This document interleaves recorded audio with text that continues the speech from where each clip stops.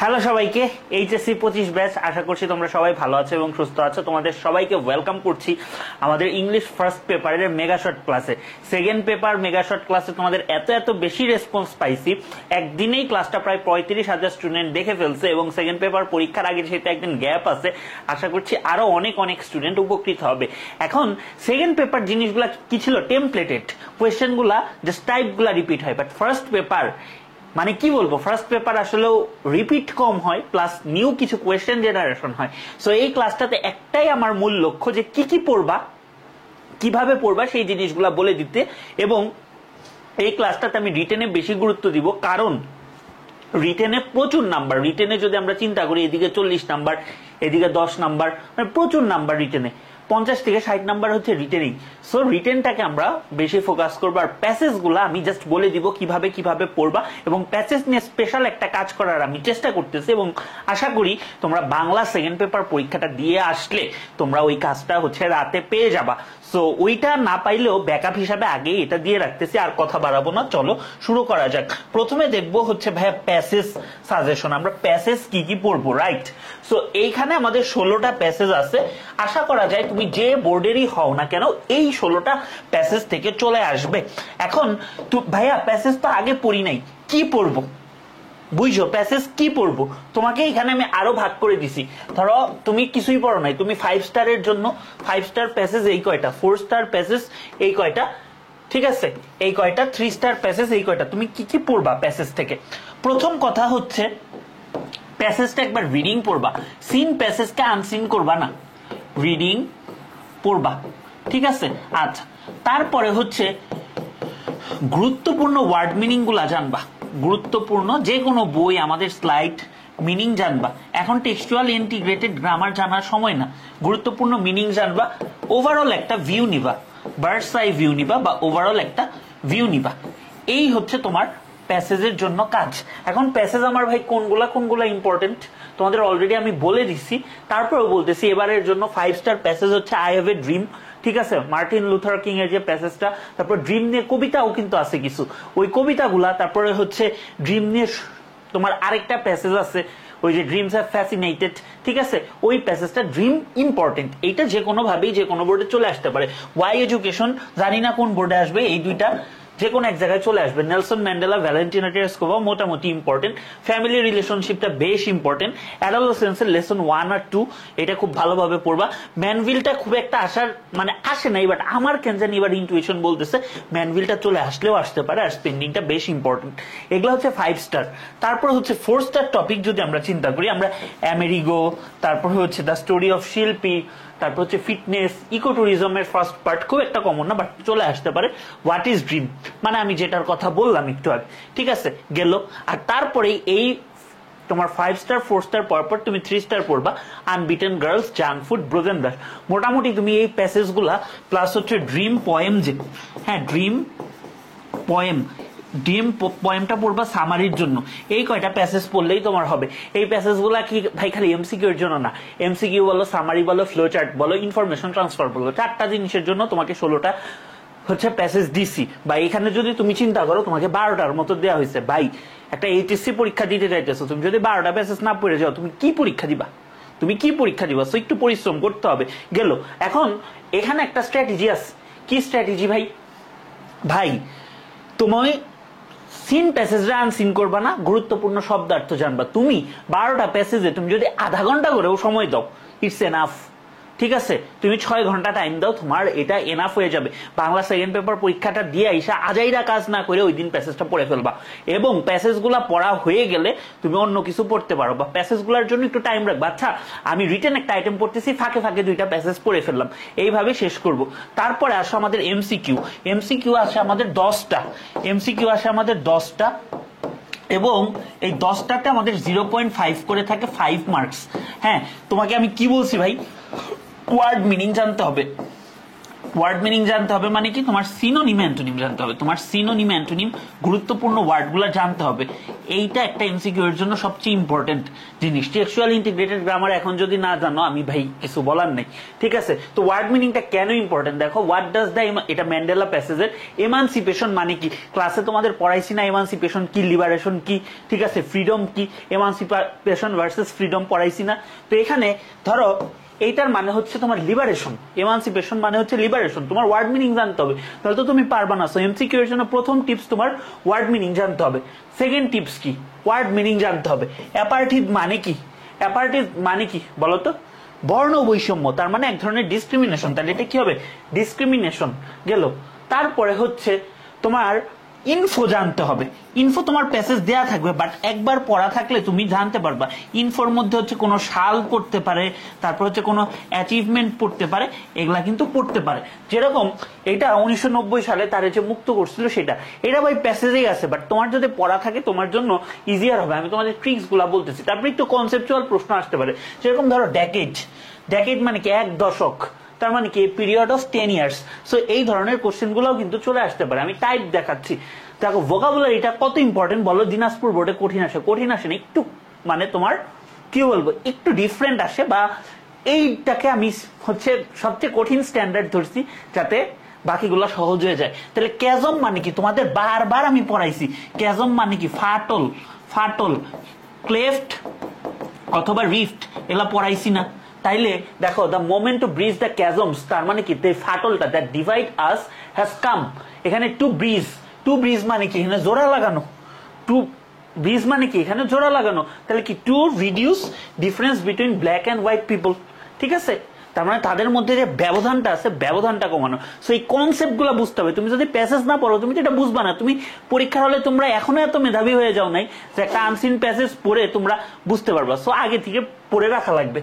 তারপরে দেখো, অতি উত্তেজিত হওয়া যাবে না, এইটা এমসিকিউ এর হচ্ছে আরেকটা রুলস। ধরো ম্যান্ডেলা ওয়াজ এগেইনস্ট, এখানে দেখলা ব্ল্যাক ডোমিনেশন, হোয়াইট ডোমিনেশন আছে, তুমি দাগায় আসলা, কিন্তু ওইখানে কিন্তু একটা কথা বলা আছে যে আই হ্যাভ নট অনলি ফট against black white domination, I have also fought for white domination. তার মানে কি? সে ব্ল্যাক হোয়াইট দুইটার ব্যাপারেই হচ্ছে কাজ করছে। সো এই ধরনের কিছু ট্রিকি প্রশ্ন আসতে পারে বা একটু পড়তে হবে। সো এই জায়গায় দেখবা নট লাগানো থাকে নাকি, নট যদি নেগেটিভ থাকে আবার তো নেগেটিভ কিছু বসবে না। এই জিনিসগুলো এমসিকিউতে খুব ইম্পর্টেন্ট। সো এই জিনিসগুলো যদি এমসিকিউতে খেয়াল রাখো, তোমাকে এমসিকিউতে কেউ আটকাইতে পারবে না। ভাই এমসিকিউর প্রশ্ন তোমাকে দিয়ে দিচ্ছে, উত্তর দিয়ে দিচ্ছে, তুমি বলো ফিজিক্স কেমিস্ট্রি ম্যাথ কোন জায়গায় তোমাকে উত্তর দিয়ে দেয়? তোমার উত্তর দিয়ে দিচ্ছে, তুমি খুঁজে খুঁজে বসাবা। এটা তো না পারার কোনো কারণ নেই, এটা পারতে হবে। গেল একটা। তারপরে আসো আমাদের শর্ট কোয়েশ্চেন আনসার। এইখানে আমাদের ওভারঅল টিচার একটা মার্কস দেওয়ার চেষ্টা করে, প্রত্যেকটাতে 3 নাম্বার, মোট হচ্ছে 5টা, 15 মার্কস। 15 মার্কস। এই ক্ষেত্রে একটা জিনিস খেয়াল করবা, কয়েকটা টিপস দিব। এখানে আসলে পড়ানোর কিছু নাই, don't copy and paste. Please এই কাজটা করো না। এই কাজটা করলে টিচার তোমারে 8, 9 বা 10 দিয়ে দিবে, তোমার এ প্লাস পাওয়ার স্বপ্ন এখানেই অর্ধেক চলে যাবে। সো এই কাজটা করবা না। তাহলে কি করবা? তাহলে প্যারাফ্রেজ করবা। প্যারাফ্রেজ কেন করবা? প্যারাফ্রেজ মানে কি? প্যারাফ্রেজ মানে চেঞ্জ করে লিখবা। ধরো সিনোনিম অ্যান্টোনিম ইউজ করবা, সিনোনিম অ্যান্টোনিম ইউজ করবা। তারপরে হচ্ছে তুমি তো অ্যাক্টিভ প্যাসিভ ভয়েস পারো, অ্যাক্টিভ সেন্স আছে, প্যাসিভ করলা। তারপরে ধরো সিম্পল কমপ্লেক্স কম্পাউন্ড আছে, এইটাতে করলা, ঠিক আছে? ধরো একটা সিম্পল সেন্টেন্স আছে, এটাকে কমপ্লেক্স করলা, কম্পাউন্ড করলা। এইটা হচ্ছে তোমার মোটামুটি ওয়ে। আরেকটা ওয়ে হচ্ছে বলো যে কয় লাইন লিখবো। ভাই 3 নাম্বার না, তুমি 2 থেকে 3টা লাইন লিখবা, 2 থেকে 3টা লাইন লিখবা। আমি থাকলে কি লিখতাম? আমি চেষ্টা করলাম 3 অথবা 4 লাইন লিখতে। এখন এই 3-4টা লাইন কিভাবে লিখবো এইটা তোমার বুঝতে হবে। তো আসো, এখানে তোমার অ্যাপার্থিড মানে কি ম্যান্ডেলা প্যাসেজ দিয়ে দেখাচ্ছি। অ্যাপার্থিড মানে কি? মানে এইখানে আমার কি চাইছে ভাই? এইখানে আমার চাইছে হচ্ছে একটা ডেফিনেশন। এখানে আমার চাইছে একটা ডেফিনেশন যে তোমার অ্যাপার্থিড মানে কি? বর্ণ বৈষম্য। তুমি যদি ভাই লেখো apartheid refers to a system of segregation on the ground of race, হয়তোবা তোমাকে 1 দিবে, সর্বোচ্চ 2 দিবে, 3 দিবে না। এখন তোমার কাছে সংজ্ঞা চাইছে, বাট এই সংজ্ঞাটা কিভাবে রিলেটেড, কিভাবে রিলেটেড টু প্যাসেজ, এই জিনিসটা তোমরা লেখো না স্টুডেন্টরা, এবং এই কারণেই তোমরা নাম্বার পাও না। এটা কিভাবে রেলেভেন্ট বা রিলেটেড। এখন ভাই তোমার অ্যাপার্থিড কই দিছে? ম্যান্ডেলা প্যাসেজে। ম্যান্ডেলা প্যাসেজে অ্যাপার্থিড দিলে এইটা নিয়ে ম্যান্ডেলার কার্যক্রম কি বা কি পয়েন্ট কি সেটা লিখবা। ধরো the formal political system in South Africa in which only the white people had full political rights and other people specially black people were forced to live away from the white people, go to separate school and so on. তার মানে তুমি এখানে সংজ্ঞা চাইলেও তুমি এখানে ডেফিনেশনটা দিছো plus একটা রিলেটেড এক্সাম্পল দিছো। সো এইরকম প্রশ্নগুলা প্রচুর আসে, এইরকম প্রশ্নগুলা প্রচুর আসে। তোমরা বলো ভাই এখানে ডেফিনেশন চাইছে, ডেফিনেশন চাইলে এক দেড় ধরায় দিবে। সো ডেফিনেশনের সাথে ওইটা কিভাবে রিলেটেড এটা লিখবা। আজকে তোমাকে মানে যে কথাগুলো বলতেছি কথাগুলো সবচেয়ে বেশি ইম্পর্টেন্ট, সো এগুলো মাথায় রাখার চেষ্টা করবা। তারপর ধরো ফ্রিডম আর ইমানসিপেশনের মধ্যে পার্থক্য কি, এইটা হচ্ছে একটু কঠিন প্রশ্ন, দিনাজপুর বা এই ধরনের বোর্ডে এই ধরনের প্রশ্ন আসতে পারে। তো এটা আমি ক্লাসে পড়াইছি, ফ্রিডম কি ইমানসিপেশন কি, এটা সুন্দরভাবে লিখছো। এবং এইটার সাথে ম্যান্ডেলা প্যাসেজ কিভাবে রিলেটেবল এইটা তোমরা একটু লিখতে পারো, ঠিক আছে। আউট অফ দ্য কনটেক্সট কিছু লিখবা না, don't write something out of the context, কনটেক্সটের মধ্যে লিখবা, ঠিক আছে, কনটেক্সটের মধ্যে লিখবা গেল। তারপর ধরো এইখানে ধরো এই জিনিসটা নাই, এই জিনিসটা নাই হোয়াট ইজ রেস ডিসক্রিমিনেশন নাই, what is Mandela's remark on race discrimination, Mandela কি মন্তব্য করছে রেস ডিসক্রিমিনেশন নিয়ে সেটা তোমাকে বলছে। তাহলে এখানে কি ওয়ার্ডটা কি, মেইনলি কি নিয়ে বলতেছে, রেস ডিসক্রিমিনেশন। তাহলে যেহেতু তোমার 3 নাম্বার, তোমার প্রথমে কি লিখতে হবে, রেস ডিসক্রিমিনেশন কি সেটা লিখতে হবে। তাহলে রেস ডিসক্রিমিনেশন নিয়ে তুমি হচ্ছে সংজ্ঞাটা লিখলা। তারপরে ম্যান্ডেলা কি বলছে, তুমি যেহেতু এটা সরাসরি উক্তি চাইছে তুমি সরাসরি উক্তিটা তুলে দিতে পারো। এখন একজন রেস ডিসক্রিমিনেশন নিয়ে খালি যা বলছে সেটা হুবহু তুলে দিল, আরেকজন রেস ডিসক্রিমিনেশনের সংজ্ঞা দিচ্ছে। তাইলে আমি যদি টিচার হই আমি কারে বেশি প্রায়োরিটি দিব, আমি অবশ্যই যে এটা লিখছে তারে দিব, তাই না। সো এই খুঁটিনাটি বিষয়গুলো তোমরা ভুল করবা না, এগুলো কিন্তু খুবই মূল্যবান কথা। ধরো তারপরে এই ধরনের তোমার অনুধাবনমূলক কিছু প্রশ্ন আসতে পারে যে we have at last achieved hour political এমানসিপেশন। এখন পলিটিক্যাল এমানসিপেশন বলতে কি বোঝাইছে, এখানে কিওয়ার্ড কি, এমানসিপেশন। তাহলে তোমাদের কি ফ্রিডম এমানসিপেশন নিয়ে বলছি, এমানসিপেশনটা লিখবা, তারপরে এটা দিয়ে কি বোঝাইছে লিখবা। তাহলে 3 নাম্বারের প্রশ্ন বড় করতে পারি না, হ্যান্ড করতে পারি না, এই ধরনের কথা বলা যাবে না, পারবা। তো এখানে আরো কিছু প্রশ্ন দেওয়া আছে, তোমরা একটু মডেল অ্যান্সার গুলা দেখে নিবা, তাহলে তোমাদের কোয়েশ্চেন অ্যান্সার শেষ। আমি বিশ্বাস করি যেভাবে বললাম, যে কয়টা কথা বললাম তোমরা যদি মানতে পারো 15তে অ্যাটলিস্ট 13 পাওয়া উচিত, 12 থেকে 13 পাওয়া উচিত। এখন আসো সামারিতে প্লিজ। ফার্স্ট পেপারে A+ তোমরা কেন পাও না জানো, এর জন্য আমরা যাই, আমরা কয়েকটা সস্তা ভিউয়ের জন্য, ঠিক আছে, কিছু কিছু মানুষ এত জঘন্য মার্কার লেখা শিখায় যে একটা সামারি দিয়ে 10টা শিখুন, ঠিক আছে, একটা প্যারাগ্রাফ দিয়ে 50টা শিখুন। তুমি যদি ভাই এই উদ্দেশ্যে আমার ভিডিওটা দেখতে আসো তাহলে তুমি চলে যাও, তোমার মানে আমার ভিডিও দেখার কোনো দরকার নেই। ওই ধরনের লেখা লিখবা, ভালো টিচারের কাছে যাবে, তোমার একবারে মানে কি নাম্বার যে দিবে বলবো না, ঠিক আছে, ওইটা তোমরা দেখতে পারবা। সো এর জন্য আমরা যাই, বাট এই কাজগুলো করা ঠিক না। মানুষের না শেখানো এক জিনিস, ভুল শেখানো অন্য জিনিস। সো ভুল শেখানো বা মানে মন গড়া জিনিস শেখানো কোনো কিছু না। প্রথম কথা হচ্ছে সামারি মানে কি, সামারি মানে স্টোরি ইন ব্রিফ, মানে কোন একটা বড় কিছু আছে সেটারে তুমি মূল ভাবটা লিখবা। তো এটারে আমরা অনেক সময় এভাবে বলি, নিজেকে নিজের মতো গুছিয়ে নিয়ে 5 থেকে 6টি বাক্যে মূল ভাব প্রকাশ করার নাম সামারি। এখানে কেউ বলবা না ভাই 5 থেকে 6টা লাইন লিখলে কি আমার ফুল নাম্বার দিবে, অবশ্যই ফুল নাম্বার না দিলেও 8-9 দিবে, ঠিক আছে। তুমি যদি লেখার মতো 5 থেকে 6টা সেন্টেন্স লিখতে পারো, কনসাইজ মানে কম্প্যাক্ট এবং কনসাইজ সেন্টেন্স যদি লিখতে পারো। এখন নিজেকে নিজের মতো গুছিয়ে নিয়ে এটার মানে কি, এইটার মানে কি, এটার মানে যদি বুঝো তাহলে আর সামারিতে আমার কিছু বলার নেই। এইটার মানে হচ্ছে নিজের মতো লিখবা, কপি পেস্ট না। তোমরা করো কি, ইচ্ছা মতো কয়েকটা লাইন নাও, নিয়ে কপি পেস্ট করে লিখে দাও। এই কাজ করলে সামারিতে বড় ধরনের মারা খাবা, এই কাজ করবা না। যা বুঝছো সেটাতে সহজ 5 থেকে 6টা বাক্য লেখো, 5 থেকে 6টা সিম্পল সেন্টেন্স লেখো। তোমার তো কঠিন লেখা লাগবে না, কিছু লেখা লাগবে না। আমি জাস্ট লাইভে একটা সামারি লিখে তোমাকে দেখাই দিব, ওই জিনিসগুলো ফলো করবা, তাইলেই হয়ে যাবে। তারপর ধরো আমরা কিভাবে লিখবো সামারি। ধরো আমরা প্রথমে যে প্যাসেজটা পড়বো আমরা কিওয়ার্ড কালেকশন করব। ধরো তুমি যখন ম্যান্ডেলা পড়বা, ম্যান্ডেলার ধরো মানে জীবনীটা পড়তেছো, সেখানে তার উল্লেখযোগ্য অ্যাচিভমেন্ট গুলা কি, সে প্রেসিডেন্ট হয়েছে, ফার্স্ট ব্ল্যাক প্রেসিডেন্ট হয়েছে, সে নোবেল পুরস্কার জিতছে, সে ব্ল্যাক ডমিনেশন হোয়াইট ডমিনেশন উভয়ের বিরুদ্ধেই যুদ্ধ করছে। তারপর সে রেভেনিয়ার ট্রায়ালে যখন ছিল সে তখন কি বলছে, তার যে মানে কথাবার্তাগুলো চেঞ্জ করে নেই, এগুলাই তো এই কিওয়ার্ড গুলো আমরা করব, ছোট ছোট দুই একটা ফ্রেজ লিখে রাখবো। এখন ফ্রেজ থেকে তারপরে আমরা সেন্টেন্সে কনভার্ট করব, ঠিক আছে? এখন কি কি করবা না ভাই, দয়া করে দয়া করে কোনো উদাহরণ উক্তি ব্যবহার করবা না। উদাহরণ যদি থাকে ওইটাকে তুমি ছোট করে আনতেছো। সামারি মানে প্রিসাইসলি লেখা, কনসাইজ এবং কম্প্যাক্ট সেন্টেন্স থাকে, এখানে কোনো উদাহরণ টানবা না। উদাহরণ কেন টানা হয়? কোনো জিনিসকে এক্সাম্পলিফাই করার জন্য, ঠিক আছে? তো তুমি তো এখানে কোনো এক্সাম্পল দিচ্ছ না, তুমি এটাকে ছোট করে আনতেছো, এইটা করবা না। আর দয়া করে কোনো ধরনের ভূমিকা, this passage is about, this passage is অমুক, দিস প্যাসেজ ডিলস অ্যাবাউট, এগুলা ফালতু লাইন। এই ধরনের লেখার কোনো প্রয়োজন নাই। তুমি ডিরেক্ট সামারি লিখবা। তোমার লিখতে হবে 5 থেকে 6টা লাইন। তুমি যদি একটা ফালতু টেমপ্লেটের লাইন লেখো আর একটা যদি আজাইরা লাইন লেখো, তোমার লাইন আছে তিনটা লাইন পরে তুমি কিভাবে এক্সপেক্ট করো তোমাকে 7-8 দিবে? সো এই কথাগুলো শুনতে পরীক্ষার আগে হার্শ লাগতেছে, বাট তাও যে শুনতে পারতেছো এবং কাজে লাগাইতে পারলে ফলাফল পরীক্ষার হলে দেখবা। তারপরে হচ্ছে ধারাবাহিকতা বজায় রাখার চেষ্টা করবো। আমি প্রত্যেকটা রিটেন ক্লাসে বলি কানেক্টরস এর ইউজ বা কোহেসিভ ডিভাইসের ইউজ সবচেয়ে গুরুত্বপূর্ণ। আমরা বাঙালিরা কোহেসিভ ডিভাইস ইউজ করি না, যে কারণে আইএলসও মারা খাই। সো কানেক্টরস গুলা ঠিকঠাক ভাবে ইউজ করবা। কানেক্টরস যদি না পারো, আমার মেগা শর্ট ক্লাস আছে, ওয়ান শর্ট ক্লাস আছে, একটা একটু দেখে নিও, পেরে যাবা। সামারি লেখার সময় সবসময় মেইন জিনিসটা খুঁজতে হবে। মেইন ফোকাসটা কি, কি ঘটেছে বা মেইন ফোকাস কি, সেটা আমি আন্দাজি কোনো কথা লিখবো না, আমি মেইন ফোকাস গুলো লিখবো, ঠিক আছে? আচ্ছা, এখন নিজে মনে যা চাইছে তা না। ধরো তোমার ড্রিমস পোয়েম থেকে আসছে, ওই D.H. লরেন্স সে কি বুঝাইছে, ঠিক আছে? All men's dreams but not equally, ঠিক আছে? সে কি বুঝাইছে এটা বলতে হবে। তুমি কি বুঝাইছো এটা তোমার কেউ জানতে চায় নাই। তোমার যে ন্যারেটর, যে লেখছে, যার প্যাসেজ, যার কবিতা, সে কি বোঝাইছে ওইটা লিখতে হবে। নিজে কি বুঝছো এটা তোমার মনের কথা কেউ জানতে চায় না। তোমার মনের কথা জানানোর জন্য তোমার ফেসবুক আছে, পরীক্ষার খাতায় তোমার মনের কথা কেউ জানতে চায়নি, ঠিক আছে?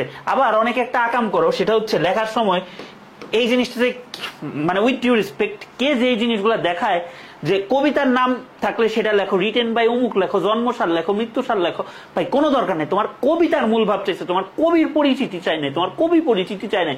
সো এটা লেখার সময় কবির নাম, গল্পের নাম এগুলা উল্লেখ করার কোনো প্রয়োজন নেই। তোমাকে কবিতার মূল ভাব চাইছে, তোমার বলে নাই। তো ধরো ড্রিমস যেটা আছে, হ্যাঁ, তুমি লিখতেছো, তোমার কি কেউ একবার বলছে যে তুমি কবি সম্পর্কে লেখো? তোমার কবিতার মূল ভাব চাইছো, তাহলে কবিতার মূল ভাবে তোমার কবির কথা তো বলার কোনো প্রয়োজন নেই, ঠিক আছে? এখন কয় সেন্টেন্স লিখবো? 1/3 অফ দ্য গিভেন প্যাসেজের। সোজা কথা বলি, এত কিছু বোঝার দরকার নেই, 5 থেকে 6টা লাইন লিখবা। এর চেয়ে বেশি লেখার কোনো দরকার নেই। এর চেয়ে বেশি লিখলে নাম্বার কমবে, বরং বাড়বে না, ঠিক আছে? আচ্ছা, এখন এই কথাটা যদি মনে রাখো তুমি সামারি, তার আটকাবা না। Write each of the sentence in a manner that so it can be explained further. মানে তুমি একটা সেন্টেন্স এমন ভাবে লিখবা যাতে ওই জিনিসটাকে ব্যাখ্যা করা যায়। তুমি ব্যাখ্যামূলক কোনো সেন্টেন্স লিখবা না, ঠিক আছে? ধরো বললো সে অনেক ভালো ছেলে, তুমি তার ভালো কোনো গুণ লিখবা না। তুমি যদি ভালো কোনো গুণ লিখতে চাও বা তার অনেকগুলো বৈশিষ্ট্য লিখতে চাও, এটা সামারি হইলো না। তুমি একটা কথায় তার সব কিছুকে হচ্ছে তুলে আনবা, মানে যেটাকে বলা হয় আমব্রেলা টার্মস। এমন একটা আমব্রেলা মানে কি? ছাতা দিয়ে যেরকম তোমার পুরা মানে মাথা থেকে পুরা করে মানে বৃষ্টি থেকে রক্ষা পাচ্ছ বা পুরা বডিটাকে কভার করতেছে, এরকম একটা আমব্রেলা টার্মস তোমার ইউজ করতে হবে, ঠিক আছে? দয়া করে দিস প্যাসেজ ইজ অ্যাবাউট লিখবা না, এটা তো আগেই বলে দিছি। ডোন্ট কপি পেস্ট, প্যারাফ্রেজ, এটাও বলছি। তোমার ওপিনিয়ন কেউ জানতে চায় নাই, তোমার ওপিনিয়ন তোমার ফেসবুক পর্যন্তই মানায়, পরীক্ষার খাতায় মানায় না। যা বইয়ে নাই, যা প্যাসেজে নাই, আউট অফ দ্য টেক্সট কিছু লিখবা না, ঠিক আছে? কোনো এক্সাম্পল দিবা না। এই কথাটা দেখো, রাইট কনসাস এবং কম্প্যাক্ট সেন্টেন্সেস। কনসাইস এবং কম্প্যাক্ট সেন্টেন্স কিভাবে লিখবা সেটা আমি দেখাবো। এই জিনিসটা দেখাইতে পারলেই তোমার সামারিতে আর কিছু লাগবে না। এদিকে খেয়াল করো, cow is useful since it gives us milk, plays great role in agriculture and so on. তোমার এখানে গরুর অনেক উপকারিতা লিখছে। মেন কথা কি? গরুর উপকারিতা। মেন কথা কি? গরুর উপকারিতা। এখন তোমাকে এমন সেন্টেন্স লিখতে হবে যেটা কনসাইস এবং কম্প্যাক্ট হয়। ধরো the cow is an useful animal for diversified reasons. বিভিন্ন কারণে কি গরু একটা উপকারী প্রাণী। তাহলে বিভিন্ন কারণ, এগুলা হচ্ছে বিভিন্ন কারণ, একে হচ্ছে আমরা এক্সাম্পল দিছি যে এই কারণে লাগে, চামড়া শিল্পে লাগে, আরো বিভিন্ন কারণে লাগে, গরুর দুধ কি কাজে লাগে, এটা হচ্ছে বিভিন্ন কারণ। তো এইটা কি? এইটা হচ্ছে একটা সামারাইজড ভার্সন। একে কিন্তু এক্সাম্পল দিয়ে এটা লেখা যাবে। তো এখান থেকে কোনো এক্সাম্পল লিখবা না, জাস্ট কনসাইস এবং কম্প্যাক্ট সেন্টেন্সটা লিখবা। এই কথাটা যদি বুঝে থাকো তুমি সামারিতে 8-9 ইজিলি পাওয়া যাবা। তারপর ধরো এই যে এইটাকে আমরা এতটুকু সামারি আসছে। আমরা এখন আসলে লাইভে একটা সামারি লেখার চেষ্টা করি। সাউথ আফ্রিকাকে সে গাইড করছে, এটা তো আমরা জানি। ধরো জাস্ট আমি প্যাসেজটা কমন আছে আমরা দেখতেছি, আনকমন কিছু তো আসবে না। অনেকে বললো আনসিন প্যাসেজ থেকে আসবে, না ভাই সিন থেকেই তোমরা পারো না, আনসিন থেকে কেন আসবে? ঠিক আছে, তো সে হচ্ছে কি 3 decades সে কি জেলে ছিল। এইটারে প্যারাফ্রেজ কিভাবে করা যায়, সে 30 বছর ধরে জেলে ছিল। 1 ডেকেড মানে কি 10 বছর, এইভাবে প্যারাফ্রেজ গুলা করা যায়। ঠিক আছে, সে হোয়াইট মাইনরিটি রুলের বিরুদ্ধে লড়াই করছে, কিন্তু সে কোনো সময় তার ডিটারমিনেশন বা রিজলভ হারায় নাই, এইটা একটা। ঠিক আছে, আচ্ছা সে রেস ডিসক্রিমিনেশনকে হেট করতে, এটা একটা কিওয়ার্ড হইতে পারে। গুরুত্বপূর্ণ কথাগুলোই কিওয়ার্ড। ঠিক আছে, তারপরে হচ্ছে সে ফার্স্ট ব্ল্যাক প্রেসিডেন্ট হয়েছে, এটা খুবই একটা গুরুত্বপূর্ণ কিওয়ার্ড। ঠিক আছে, তারপরে হচ্ছে তোমার কি বলতো, সে পলিটিক্যাল এমানসিপেশন করাইতে সক্ষম হয়েছে, নোবেল পিস প্রাইজ পাইছে। ঠিক আছে, এবং সে এই অ্যাপার্টিকটাকে এন্ড করছে। এখানে আমি 4-5টা তোমার কি লিখছি কিওয়ার্ড বা 6টা কিওয়ার্ড লিখছি। এখন এগুলা দিয়ে আমি সেন্টেন্স লিখবো। আসো, Nelson Mandela is famous for his fight against race discrimination. এখানে ফেমাস না দিয়ে তুমি অন্য কিছু দিতে পারো, রিনাউন্ড দিতে পারো, রিনাউন্ড দিতে পারো। ঠিক আছে, আচ্ছা for this he had to be in jail. Prison আছে, প্রিজনটারে তুমি কি করছো বলো তো? প্রিজনটারে তুমি জেল বানাই দিছো ফর 30 years। এখানে কি ছিল? 3 decades। ভাই আহামরি কিচ্ছু করি নাই, জাস্ট মাথা খাটাইছি, ব্রেন খাটাইছি, ব্রেনের ইউজ করো। দেখো কানেক্টরস আনতে বলছিলাম, আনছি। এখন সে হচ্ছে 30 বছর থেকেও তার মনের যে আকাঙ্ক্ষা বা তার মনোবল হারায় নাই। তো রিজলভ শব্দটা আমার কি প্যাসেজে আছে, তাহলে এটা আমি ইউজ করব না। Never lost is determination, determination, determination. এজন্য ফার্স্ট পেপার পড়তে বলি, বা স্ট্রং উইল। ঠিক আছে, আচ্ছা at last he made his country free. কিসের থেকে ফ্রি করছে? তোমরা এই ধরনের সেন্টেন্স লেখো, এজন্যই আমি এটা লিখছি। সে কি মুক্তিযুদ্ধ করে স্বাধীন করছে? না। কিসে থেকে স্বাধীন করছে? ফ্রম অ্যাপার্থিড দিতে পারো, বা রেস ডিসক্রিমিনেশন। ঠিক আছে, ডিসক্রিমিনেশন, অথবা তোমার কি অ্যাপার্থিড, এগুলা কিন্তু দিতে পারো। হ্যাঁ, আচ্ছা গেল। আচ্ছা, he became the first black president, then he was awarded Nobel prize. তো এই দুইটারে একত্র করে দিতে পারো একটা কমপ্লেক্স সেন্টেন্স দিয়ে, একটা অক্সফোর্ড কমা দিয়ে, and he was awarded Nobel peace prize. তারপরে দিতে পারো he also fought for human dignity and respect. শেষ, সহজ। তোমরা যা লিখছো এটারই একটু মডিফাই করছি, এই চেঞ্জেস গুলা দেখাইছি। এই চেঞ্জেস গুলা যদি তুমি পারো, তুমি ভাই আটকাবা না। ঠিক আছে, এই জিনিসগুলো মাথায় রাখবা। তোমাকে আমি এখন 50টা সামারি দেখায় লাভ নেই, যা দেখাইছি সেটা দেখো, তোমার কাজে আসবে। তো চলো আমরা এখন ফ্লো চার্ট দেখবো। ফ্লো চার্ট দেখবো, ফ্লো চার্ট খুব সহজ, ফ্লো চার্ট খুবই সহজ আসে। জাস্ট কয়েকটা জিনিস তোমার মাথায় রাখতে হবে। পণ্ডিতি করে কেউ কোনো সেন্টেন্স লিখবা না বা ক্লজ লিখবা না। কি লিখবা? ফ্রেজ লিখবা। ধরো it has a land area of এত হেক্টরস। সাবজেক্ট এবং ফাইনিট ভার্বের কম্বিনেশন থাকলে সেটা ক্লজ হয়, বাট আবার কি সাবজেক্ট ভার্বের কম্বিনেশন নাই, শব্দগুচ্ছ, তাইলে কি এটা আমার কি ফ্রেজ, তাহলে আমি ফ্রেজ লিখবো। গেল একটা কথা। তারপরে যেহেতু আমি ফ্রেজ লিখবো, এখানে কোনো ফুল স্টপ দিব না, no full stop after phrase. এখানে আমি কোনো ফুল স্টপ দিব না। গেল। তারপরে খেয়াল করবে এখানে সবসময় বড় হাতের গুলাই দেওয়া থাকে। ঠিক আছে, বড় হাতের গুলাই দেওয়া থাকে। দয়া করে এখানে কোনো ছোট হাতের অক্ষর ইউজ করবে না। যদি ইনকেস এখানে ছোট হাতের অক্ষর গিভেন মানে গিভেন টেক্সটে দেওয়া থাকে তাহলে লিখতে পারো, বাট সব সময় দেখবা বড় হাতের লেখা থাকে। তোমরা অনেকে ছোট হাতের লেখো এবং এই জিনিসটা খেয়াল করো না, বাট এটা ছোট হাতের না, প্রত্যেকটা আলাদা আলাদা ফ্রেজ। তাহলে আলাদা আলাদা ফ্রেজ কি তোমার বড় হাতের দিয়ে শুরু হবে। ধরো listening, speaking, reading, writing, understanding. Flowchart কোনগুলো ইম্পর্টেন্ট, প্যাসেজ যেগুলো দিচ্ছি সেগুলারই ফ্লোচার্ট, সেগুলা থেকে আসবে। তারপর হচ্ছে বক্স ফরম্যাটে লিখবা। এই যে আমরা বক্স দিছি না, এই বক্স ফরম্যাটে ঠিকঠাক ভাবে লিখবা। ঠিক আছে, আচ্ছা এখন এই যে ভাই অ্যারো চিহ্ন না দিলে আমাদের কলেজে, ধরো এই যে অ্যারো চিহ্নটা নাই, তুমি লেখা ফাটায় দিয়ে আসছো, কিচ্ছু করবে না। এই 00 অ্যারো চিহ্ন দিতে হবে। ফ্লো চার্ট মানে কি তোমার এখানে একটা ফ্লো, একটা তথ্যের ধারাবাহিকতা লাগবে। তাহলে কি তোমার এইভাবে ফ্লো সাইন দিতে হবে, ফ্লো সাইন দিতে হবে, প্রত্যেকটার আগে ফ্লো সাইন দিতে হবে। Flow sign, flow sign, flow sign. এখন ফ্লো চার্ট কলম দিয়ে লিখবো না পেন্সিল দিয়ে লিখবো? এই বক্স গুলা প্লাস এই যে এই ফ্লো সাইনটা পেন্সিল দিয়ে দিতে পারো, ভিতরের লেখাটা কলম দিয়ে লিখতে পারো। আমি এইরকম করতাম। এখন বলবা ভাই এমনে লিখবো না এমনে লিখবো, তোমার যেমনে সুবিধা। অনেকে এমনি লেখে, এমনি লিখলে জায়গা বেশি পাওয়া যায়, এমনি লিখলে একটু জায়গা কম পাওয়া যায়, তোমার যেমনি ইচ্ছা, তোমার ফ্রিডম এটা, এখানে আমার কিছু বলার দরকার নাই, দুইটাই অ্যাকসেপ্টেবল। তারপরে অনেকে আসো যে বুঝো না কোন জায়গা থেকে লিখবা।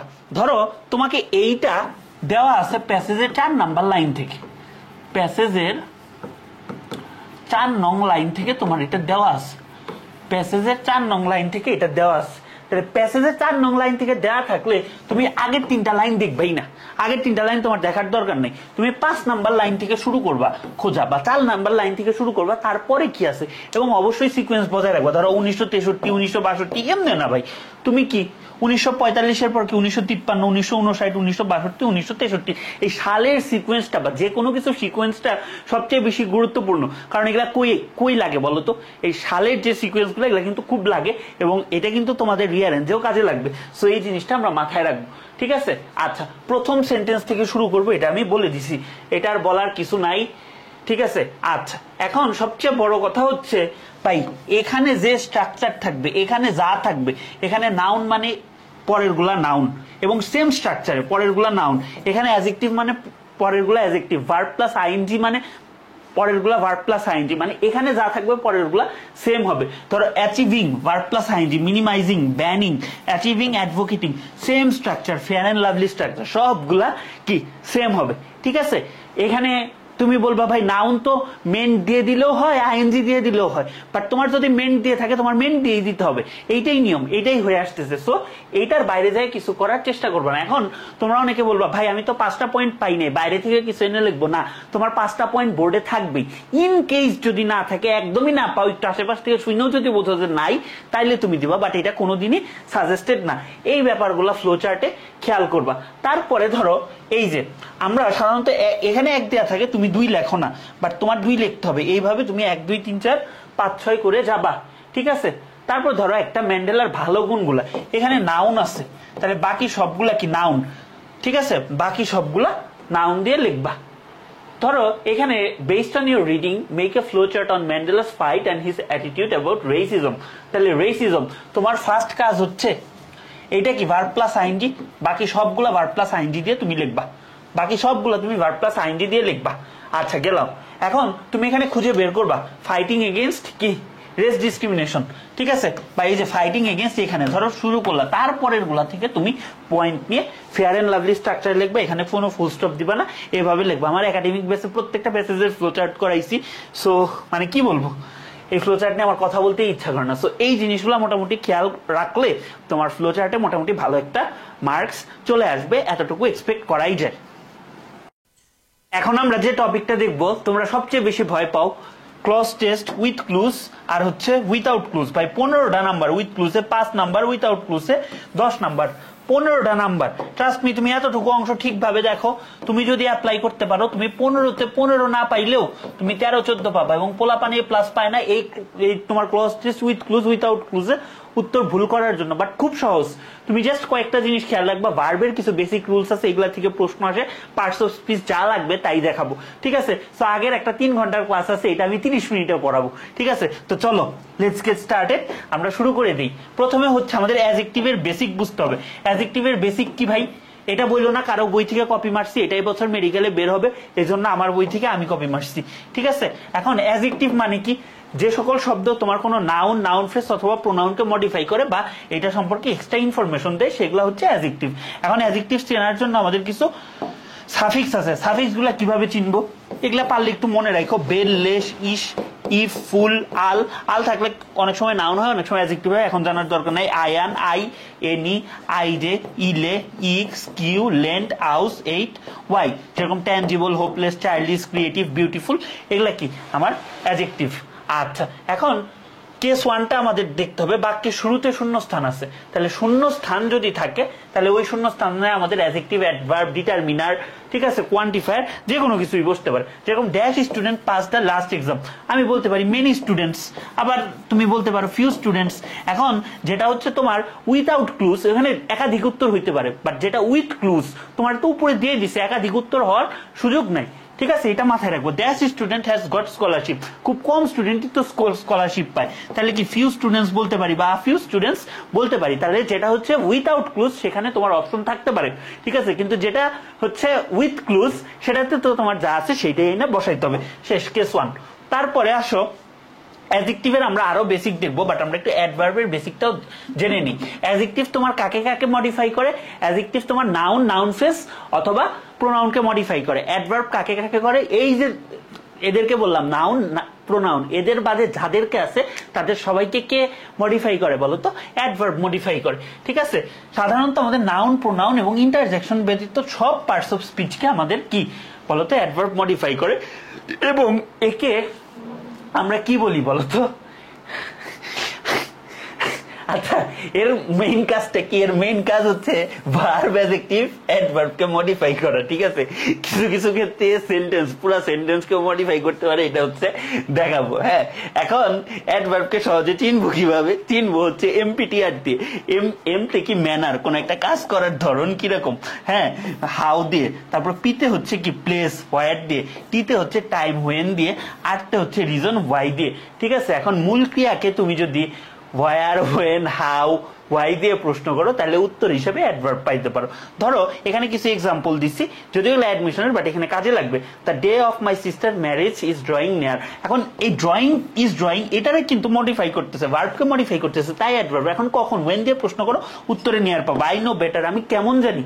হাউ দিয়ে প্রশ্ন করলে পাবা। বা নো কে এটা কি করতেছে বলতো? নো ভার্বকে এই বেটারটা কি করতেছে? মডিফাই করতেছে। বেটার কিন্তু অ্যাডজেক্টিভ হিসেবে ইউজ হতে পারে, বাট এইখানে কি নো কে মডিফাই করতেছে, এই জন্য এটা কি অ্যাডভার্ব। হি স্পিক্স সফটলি, সে কেমনে কথা বল, সফটলি। বা ভার্বকে মডিফাই করতেছে, দে ওয়েন্ট আউটসাইড, কই গেছে তারা, বাইরে গেছে, তো এটা কি অ্যাডভার্ব। সো অ্যাডভার্বের বেসিক কথাবার্তা শেষ। এখন অ্যাডভার্বের 3টা ফরমেশন দেখি, এটা মেডিকেলের জন্য বেশি ইম্পর্টেন্ট, বাট এইচএসসির জন্য জেনে রাখো। তোমরা ধরে নাও যে নাউনের শেষে মানে লাস্টে এলওয়াই থাকলে অ্যাডভার্ব না ভাই, লাস্টে এলওয়াই থাকলে অ্যাডভার্ব না। তোমার লাস্টে এলওয়াই থাকলে অ্যাডজেক্টিভও হইতে পারে, অ্যাডভার্বও হইতে পারে। ধরো ফ্রেন্ডলি, হ্যাঁ, ফ্রেন্ডলি, ফ্রেন্ডলি তোমার কিভাবে হইছে? ফ্রেন্ড, ফ্রেন্ড একটা নাউন, হ্যাঁ, এবং এর সাথে এলওয়াই যুক্ত হয়েছে। তাহলে নাউনের সাথে যখন আমার এলওয়াই যুক্ত হবে সেটারে আমরা কি বলবো বলতো? অ্যাডজেক্টিভ। নাউনের সাথে যখন আমার এলওয়াই যুক্ত হবে তখন সেটাকে বলবো অ্যাডজেক্টিভ। আবার যখন অ্যাডজেক্টিভের সাথে এলওয়াই যুক্ত হবে, ঠিক আছে, ম্যাথের মতো, ম্যাথে আগে প্রমাণ মানে উত্তর না মিললে এমনি করতাম, অ্যাডজেক্টিভের সাথে এলওয়াই যুক্ত হইলে হবে অ্যাডভার্ব। যেরকম আমি তোমাকে বলি, ধরো একটা উদাহরণ হচ্ছে কুইকলি। কুইকলি, কুইকলি কিভাবে হয়েছে? Quick plus LY.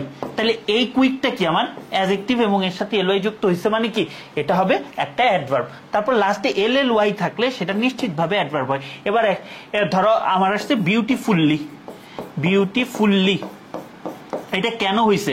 ধরো লাস্টে এল যুক্ত, এল যুক্ত অ্যাডজেক্টিভ, এই বিউটিফুলকে একটা অ্যাডজেক্টিভ এর সাথে এলওয়াই যুক্ত আছে, তাহলে এইটা কি হবে বলো তো? অ্যাডভার্ব হবে। এই 3টা জিনিস আমরা একটু জেনে রাখবো। এখন অ্যাডভার্ব তোমার ওই যে বললাম না, পুরা সেন্টেন্সেও বসতে পারে, তোমার পুরা সেন্টেন্সেও বসতে পারে।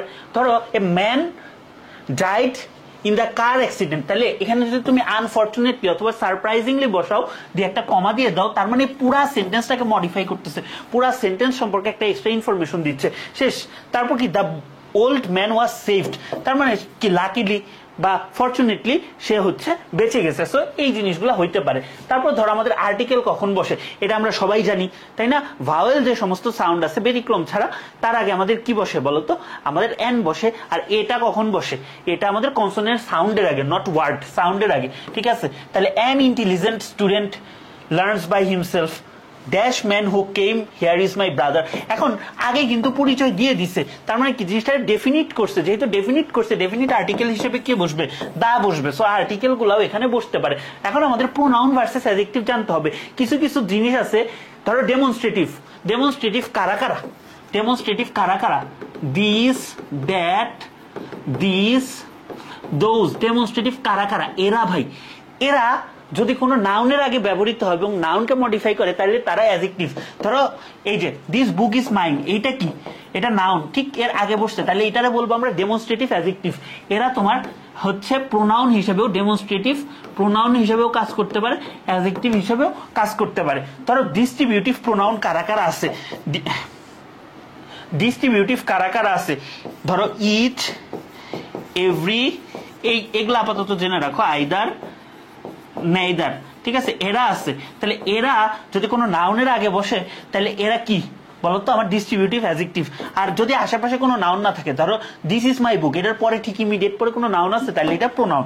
ঠিক এইভাবে ইন্টারোগেটিভ প্রোনাউন, ইন্টারোগেটিভ প্রোনাউন মানে হু আর ইউ, আশেপাশে কোনো নাউন প্রোনাউন আছে না, তাহলে কি এটা তোমার কি প্রোনাউন। কিন্তু which book do you want, এখানে কি বুকের আগে হুইচ আছে, তার মানে কি এটা হচ্ছে নাউনটা এর আগে বসে এটা সম্পর্কে একটা এক্সট্রা ইনফরমেশন দিচ্ছে, বা ইন্টারোগেটিভটা এখানে কি অ্যাডজেক্টিভের মতো কাজ করছে, তাহলে এটা কি বলে ইন্টারোগেটিভ অ্যাডজেক্টিভ। শেষ, খুবই সহজ।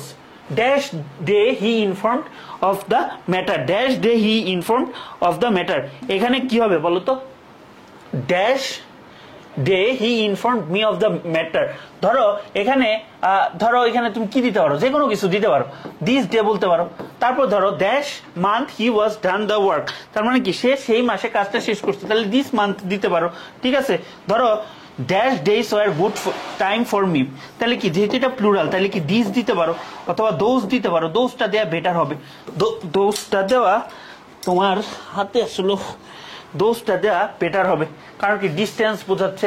তারপরে ধরো পসেসিভ, পসেসিভ মানে কি, মানে কারো ব্যক্তিগত সত্ত্ব বা মালিকানা বোঝায়, ধরো মাই ইয়োর, ধরো পসেসিভ কারা আছে, মাই ইয়োর, তারপরে হচ্ছে তুমি কি বলতে পারো হিজ, হার, দেয়ার, এরা কি পসেসিভ, এরা হচ্ছে পসেসিভ, এরা প্রোনাউন হিসেবেও ইউজ হইতে পারে, এরা কি হিসেবে ইউজ হইতে পারে, অ্যাডজেক্টিভ হিসেবেও ইউজ হইতে পারে। এরা কি বলতো পসেসিভ, এরা হচ্ছে পসেসিভ, এরা প্রোনাউন এবং অ্যাডজেক্টিভ উভয় হিসেবে ব্যবহার হইতে পারে। Dash parents are very sincere, my parents are very sincere, her parents are very sincere দিতে পারি। Dash car is very beautiful, এখন আমরা বলতে পারি your car is very beautiful, অথবা his car is very beautiful, তার মানে আমরা পজিটিভ কেস ইউজ করতে পারি। ইন্টারোগেটিভস এখানে যদি which pen do you want বলি, তাহলে কি এটা ইন্টারোগেটিভ অ্যাডজেক্টিভ হিসেবে ব্যবহৃত হচ্ছে। Which book do you want, same জিনিস ইন্টারোগেটিভ অ্যাডজেক্টিভ হিসেবে ইউজ হচ্ছে। সেগুলো কিন্তু খুবই সহজ। এখন আসলে নাউন আমরা দেখি, নাউন মানে কি যে কোনো কিছুর নাম, ঠিক আছে।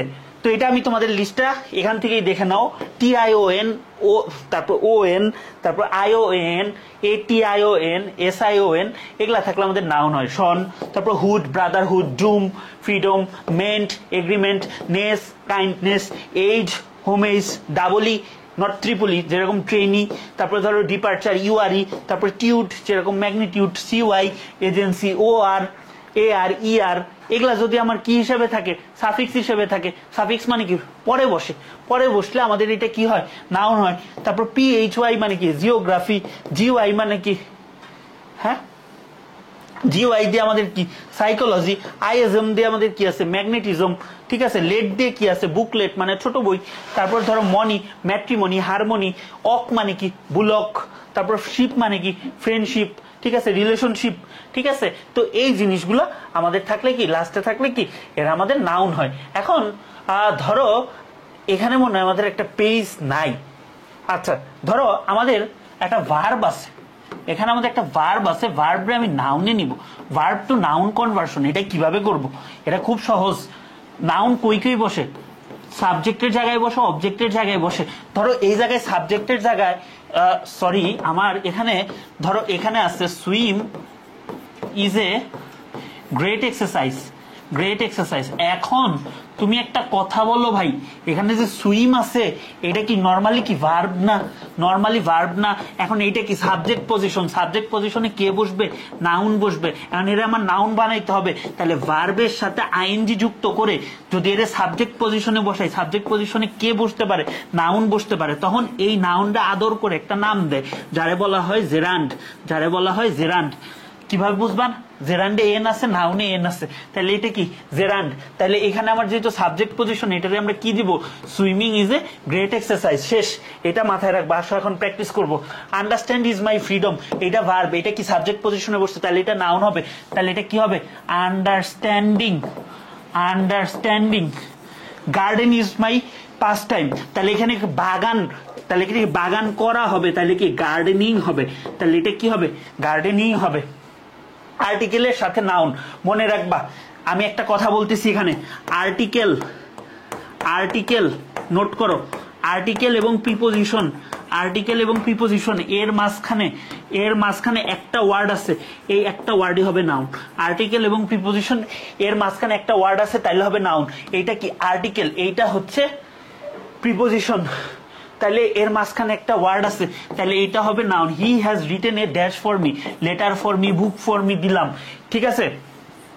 It was an dash for us, article প্রিপোজিশনের মধ্যে একটা ওয়ার্ড আছে, একটা নাউন দিয়ে দিই, it was an inspiration for us, শেষ। খুবই সহজ, ঠিক আছে। আর্টিকেল, আবার ধরো আর্টিকেল আর নাউন, নাউনের আগে কে বসবে ভাই, এই নিয়মই আমার পড়ার দরকার নেই, ঠিক আছে, এই নিয়মই আমার পড়ার দরকার নেই। এখানে আমার কি আছে, এখানে আমার আছে হচ্ছে অ্যাডজেক্টিভ, তাহলে আমরা কি জানি অ্যাডজেক্টিভ যদি আস্তে আস্তে পড়ে ভালো লাগতেছে না, এটা কি, এটা হচ্ছে আমার noun.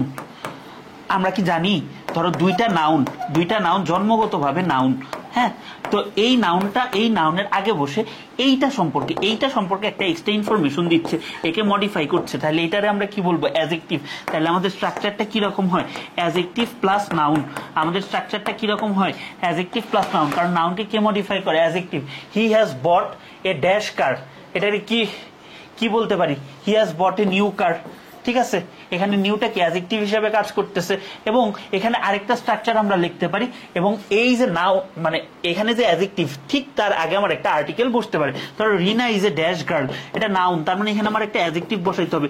Rina is a smart girl বলতে পারি, বিউটিফুল গার্ল বলতে পারি, অবশ্যই কলোকেশন অনুসারে এখানে হ্যান্ডসাম জন্য, হ্যান্ডসাম ছেলেদের জন্য, বিউটিফুল মেয়েদের জন্য, ঠিক আছে। আচ্ছা, অ্যাডজেক্টিভের পর নাউন বসে, সেম ঘটনা। ধরো এখানে অ্যাডজেক্টিভ আছে, আমাদের স্ট্রাকচারটা কি, adjective plus noun. I have bought a beautiful watch, বা বলতে পারি বিউটিফুল ফোন, এগুলা কিন্তু বলতে পারি, ঠিক আছে। আচ্ছা, সাইলেন্স ইজ এ গ্রেট কি ইন আওয়ার লাইফ, এটা তোমরা সলভ করো। তারপরে আসো প্রিপোজিশনের পরে একটা শব্দ আছে, এটাও তোমাদের আমার পড়ানো আছে, এগুলা খুব সহজ ভাই, বুঝছো। পার্টস অফ স্পিচ পারলে এগুলা খুব সহজ, আমার জীবনে আমার এটা কোনোদিন পড়তে হয়নি, কারণ আমি পার্টস অফ স্পিচ ভালো পারছি। প্রিপোজিশনের পর জাস্ট একটা ওয়ার্ড আছে, তাহলে এটা আমার কি হবে, প্রিপোজিশনের পর একটা ওয়ার্ড মানে নাউন হবে, তাহলে হি ইজ এক্সপার্ট ইন, এখানে আমার কি একটা নাউন হবে।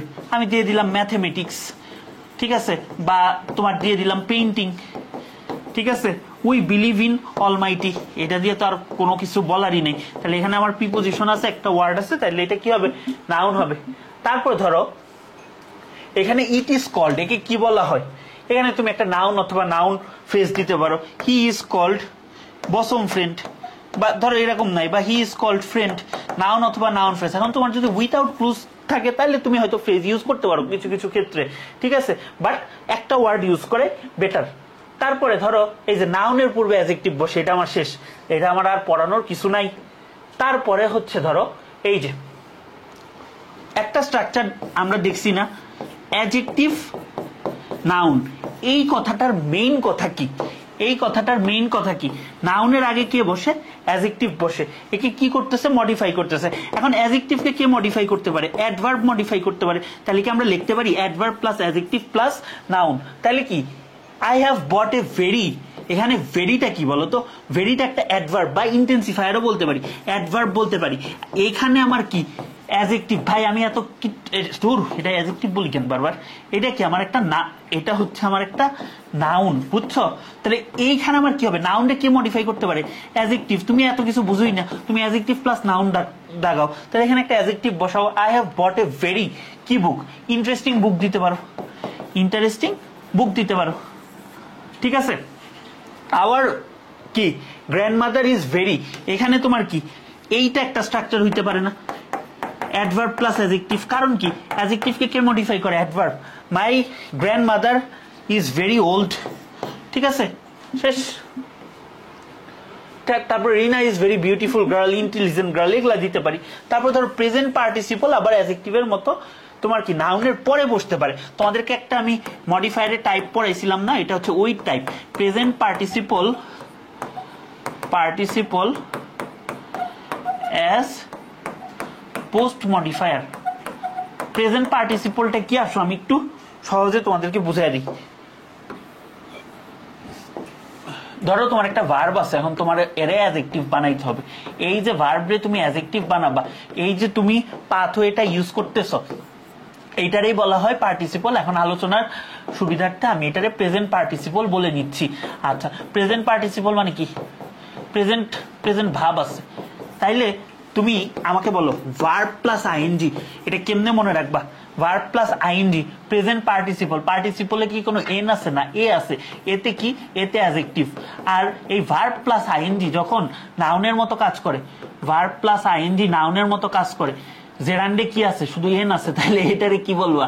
জেরান্ড বলবা। পার্থক্যটা পরে পড়াবো, এতটুকু জানলেই এইচএসসির জন্য এনাফ। ভার্ব প্লাস আইএনজিটা আমার যখন অ্যাডজেক্টিভের মতো কাজ করে, এই অ্যাডজেক্টিভটাকে আমরা আদর করে একটা নাম দিতেছি, এই নামটাকে আমরা বলতেছি প্রেজেন্ট পার্টিসিপল। Present participle. আচ্ছা, পড়াইতেছি যখন পুরাটাই দেখাই দিই। তারপরে ধরো এখন বলতে পারো ভাইয়া পার্টিসিপল কয় রকমের? 3 রকমের, present participle, past participle, perfect participle. এখন ধরো V3টা আমার অ্যাডজেক্টিভের মতো কাজ করতেছে, তাহলে কি এটা পাস্ট না? সো এইটারে আমরা আদর করে একটা নাম দিছি, যেটাকে আমরা বলতেছি পাস্ট পার্টিসিপল। এখন বলবো ভাই আরেকটা টাইপ কি আমাদের আসে না, বাট আমরা জেনে রাখি, হ্যাভিং প্লাস V3 যখন অ্যাডজেক্টিভের মতো কাজ করতেছে, তখন এটারে আমরা বলি পারফেক্ট পার্টিসিপল। ধরো এগুলো লিখে আনলে ভালো হইতো, সময় নষ্ট করতেছি মনে হইতেছে। তারপরে হচ্ছে ধরো 2 প্লাস ভার্ব 1, এই পুরা স্ট্রাকচারটারে বলে হচ্ছে ইনফিনিটিভ। আর এইটা একবার অ্যাডমিশনে আসছে, এই যে এই 2টারে বলে হচ্ছে ইনফিনিটিভ মার্কার। কেন এটারে ইনফিনিটিভ মার্কার বলে? ভাই V1 তো আমি এমনিই দেখেছি, একে মার্ক করতেছে কে? ইনফিনিটিভ মার্ক তো করতেছে 2, তাইলে এটারে বলা হয় ইনফিনিটিভ মার্কার। ধরো বললাম to swim is a great exercise, তাইলে তুমি আমারে বলো এখানে 2 প্লাস ভার্বের বেস ফর্ম, তাহলে এটারে আমরা কি বলবো? এটারে আমরা বলবো ইনফিনিটিভ। ঠিক আছে, এতটুকু বুঝলে এইচএসসি পার। ধরো the bird fly in the sky is beautiful, পাখি তো উড়েই, তাহলে কি এটা ফ্লাইং? এইখানে কি আমার এটা অ্যাডজেক্টিভের মতো কাজ করতেছে, বাট যেহেতু নাউনের পরে সেহেতু কি এটা present participle as post modifier হিসেবে কাজ করতেছে। দয়া করে এই বেসিকগুলো মাথায় রাখো। এটা আমার লিখে আনা উচিত ছিল, বাট লেখি নাই, টাইম একটু নষ্ট হইলে সরি। এখন হচ্ছে ভার্ব আমরা কখন বসাবো? ভার্ব ভাই সহজ কথা, যখন আমাদের কোনো ইম্পারেটিভ সেন্টেন্স থাকে তখন আমরা কি বসাই? বাক্যের শুরুতে কি বসাই? ভার্ব বোঝাই। ধরো আমরা ইম্পারেটিভ সেন্টেন্সে dash the meeting, start the meeting, অথবা আমরা বলতে পারি ইন দ্য মিটিং। ইম্পারেটিভ মানে কি? কোনো কিছুর আদেশ, উপদেশ, ঠিক আছে, তারপর হচ্ছে নির্দেশ, এগুলা কিন্তু আমাদের বোঝায়। ঠিক আছে, তো এই ক্ষেত্রে আমরা কি বসাইতে পারি? ফার্স্টে ভার্ব। ইম্পারেটিভ সেন্টেন্স শুরু হয় কি দিয়ে? ভার্ব দিয়ে অথবা লেট দিয়ে। আরো অনেক ভাবে হয়, ডোন্ট দিয়েও শুরু হইতে পারে। Dash the book, read the book, তুমি অর্ডার দিচ্ছ, তাহলে এইটা একটা ভার্বের ব্যবহার হইতে পারে। তারপরে হচ্ছে শূন্যস্থানের পর হচ্ছে অ্যাডভার্ব। এখানে অ্যাডভার্ব আছে, অ্যাডভার্ব মূলত 3টা জিনিসকে আমার মডিফাই করতে পারে। একটা ভার্বকে মডিফাই করতে পারে, একটা অ্যাডজেক্টিভকে মডিফাই করতে পারে, একটা অ্যাডভার্বকে মডিফাই করতে পারে। তাহলে এখানে একটা আমি অ্যাডভার্ব বসাইতে পারি, আবার একটা ভার্বও বসাইতে পারি। কারণ কি? মডিফাই করতেছে মানে কি? আগে আমার ভার্ব বসবে, তারপরে আমার কি অ্যাডভার্ব বসবে, তাই না? এই অ্যাডভার্ব কাকে মডিফাই করতেছে? ভার্বকে। তাহলে এখানে কি বলতে পারি? লুক কেয়ারফুলি, ঠিক আছে, গো কেয়ারফুলি, এগুলা বলতে পারি। তারপর ধরো ড্যাশ পোলাইটলি, বিহেভ পোলাইটলি। তারপর ধরো কথা বলা, স্পিক সুইটলি। তো এগুলা কিন্তু আমরা ইউজ করতে পারি, ভার্বের ব্যবহার। তারপর লেট অথবা লেটস, তাহলে লেট অথবা লেটস এরপরে আমাদের কি হবে? ভার্ব হবে। লেট অথবা লেটস মানে লেটস আস, লেট আস, এরপর আমাদের কি হবে? ভার্ব হবে। Let's go for a work, let him Singh a song. ঠিক আছে, গেল। তারপরে হচ্ছে মেয়ের পরে ভার্ব। ইম্পারেটিভ সেন্টেন্স কিন্তু মে দিয়েও শুরু করা, সরি ইম্পারেটিভ না, অপটেটিভ সেন্টেন্স। ঠিক আছে, প্রার্থনা বা কামনা বোঝাইলে কি? Optative sentence. তাহলে মে ইউ, তাহলে কি এখানে কি হবে? Live long, may you live long, গেল। May God bless you, imperative sentence. May almighty heal us all. ঠিক আছে, সো এই জিনিসগুলো আমরা ইউজ করতে পারি। ভাই রিলেটিভ প্রোনাউন নিয়ে কথা বলি। রিলেটিভ প্রোনাউনের কাজ রিলেশন তৈরি করা, বাক্যের এক অংশের সাথে আরেক অংশের সাথে। রিলেটিভ প্রোনাউন কারা? যারা ইন্টারোগেটিভ প্রোনাউন সাধারণত তারা কি তোমার রিলেটিভ প্রোনাউন হিসেবে ব্যবহৃত হইতে পারে, বাট ইন্টারোগেটিভ প্রোনাউন দিয়ে কি করে? বাক্যের শুরুতে বসে প্রশ্ন করে। এই কি? বাক্যের আগের অংশের সাথে পরের অংশ রিলেশন তৈরি করে। তাহলে ইট ইজ আই, এখন এ কি করছে? বাক্যের আগের অংশের সাথে পরের অংশের সম্পর্ক তৈরি করছে। তাইলে এইটা ঠিক আগে একটা কিছু আছে, এইটার আগে আই আছে, তার মানে এইটারে আমরা বলতেছি হচ্ছে রিলেটিভ প্রোনাউনের পূর্বপদ বা অ্যান্টিসিডেন্ট। তো এই অ্যান্টিসিডেন্ট অনুসারে ভার্ব হয়। ইট ইজ হুম এম, এখানে একটা টু হবে। It is I who am to responsible for this. It is she who, এখানে কি ডান দ্য ওয়ার্ক, তাহলে কি হ্যাজ ডান দ্য ওয়ার্ক, এইটা অনুসারে হবে। তার মানে রিলেটিভ প্রোনাউন যুক্ত কোন সেন্টেন্সে তার পূর্বপদ রিলেটিভ প্রোনাউনের ঠিক আগের পদ বা অ্যান্টিসিডেন্ট অনুসারে ভার্ব হবে। এটা বহুত পড়াইছি, এটা পড়ানোর কিছু নেই, ঠিক আছে। তারপর দেয়ার যদি থাকে তাহলে ভার্বটা কি অনুসারে হবে, তোমাদের ইন্ট্রোডাক্টরি ইট অথবা দেয়ার পড়াইছি না, জাস্ট এরপরে কি দেয়ার এর পরে কি আমাদের ভার্ব, তারপরে হচ্ছে সাবজেক্ট থাকে, তাহলে কি এখানে এটা সাবজেক্ট, তাহলে কি দেয়ার আর মেনি পিপল, ভার্বটা কি সাবজেক্ট অনুসারে ভার্ব হয়। ভার্ব সবসময় কার সাথে এগ্রি করে, সাবজেক্টের সাথে এগ্রি করে। এটা ফার্স্ট পড়াচ্ছি, বুঝতে হবে, ঠিক আছে। Can, could, may, might, would, better, would, rather, use টুর পরে ভার্বের বেস ফর্ম, ভার্বের সাথে আইএনজি সব হয়, বাট ওইটা এখন জানা লাগবে না, ওটা সেকেন্ড পেপারে যাই না। তাহলে কুড এর পরে কি V1, he could do the work, I use to, ঠিক আছে। প্লে ইন দ্য আফটারনুন, শুধু ইউজ টু আছে। আই এম ইউজ টু যদি থাকতো, বি ভার্ব অথবা গেট থাকতো, তাহলে ভার্বের সাথে আইএনজি হইতো, কারণ কি বর্তমান কালের অভ্যাস প্রকাশ পাইতো। হ্যাড বেটার মানে একটা অ্যাডভাইস দিচ্ছে, you had better help the poor. তারপর ধরো আমাদের will, would, shall, should, do verb যেগুলো আছে, have to, has to, am to, is to, are to, এগুলোর পরে কি আমাদের V1 হয়। যেরকম আই উইল গো টুমোরো, ঠিক আছে, এরকম আমাদের ভার্বের বেস ফর্ম হয়, গেল। তারপর ধরো ইনফিনিটিভ মানে কি, যে টু আছে, টু এর পরে কি ভার্ব 1 হয়। We go to college to acquire knowledge, infinitive already পড়ায় দিছি, তাহলে টু প্লাস ভার্বের base form. We eat to live, তাহলে এই পুরাটুকু কি ইনফিনিটিভ, তাহলে কি টু প্লাস ভার্ব 1, টু থাকলে আমার শুধু ভার্ব 1 হবে, গেল।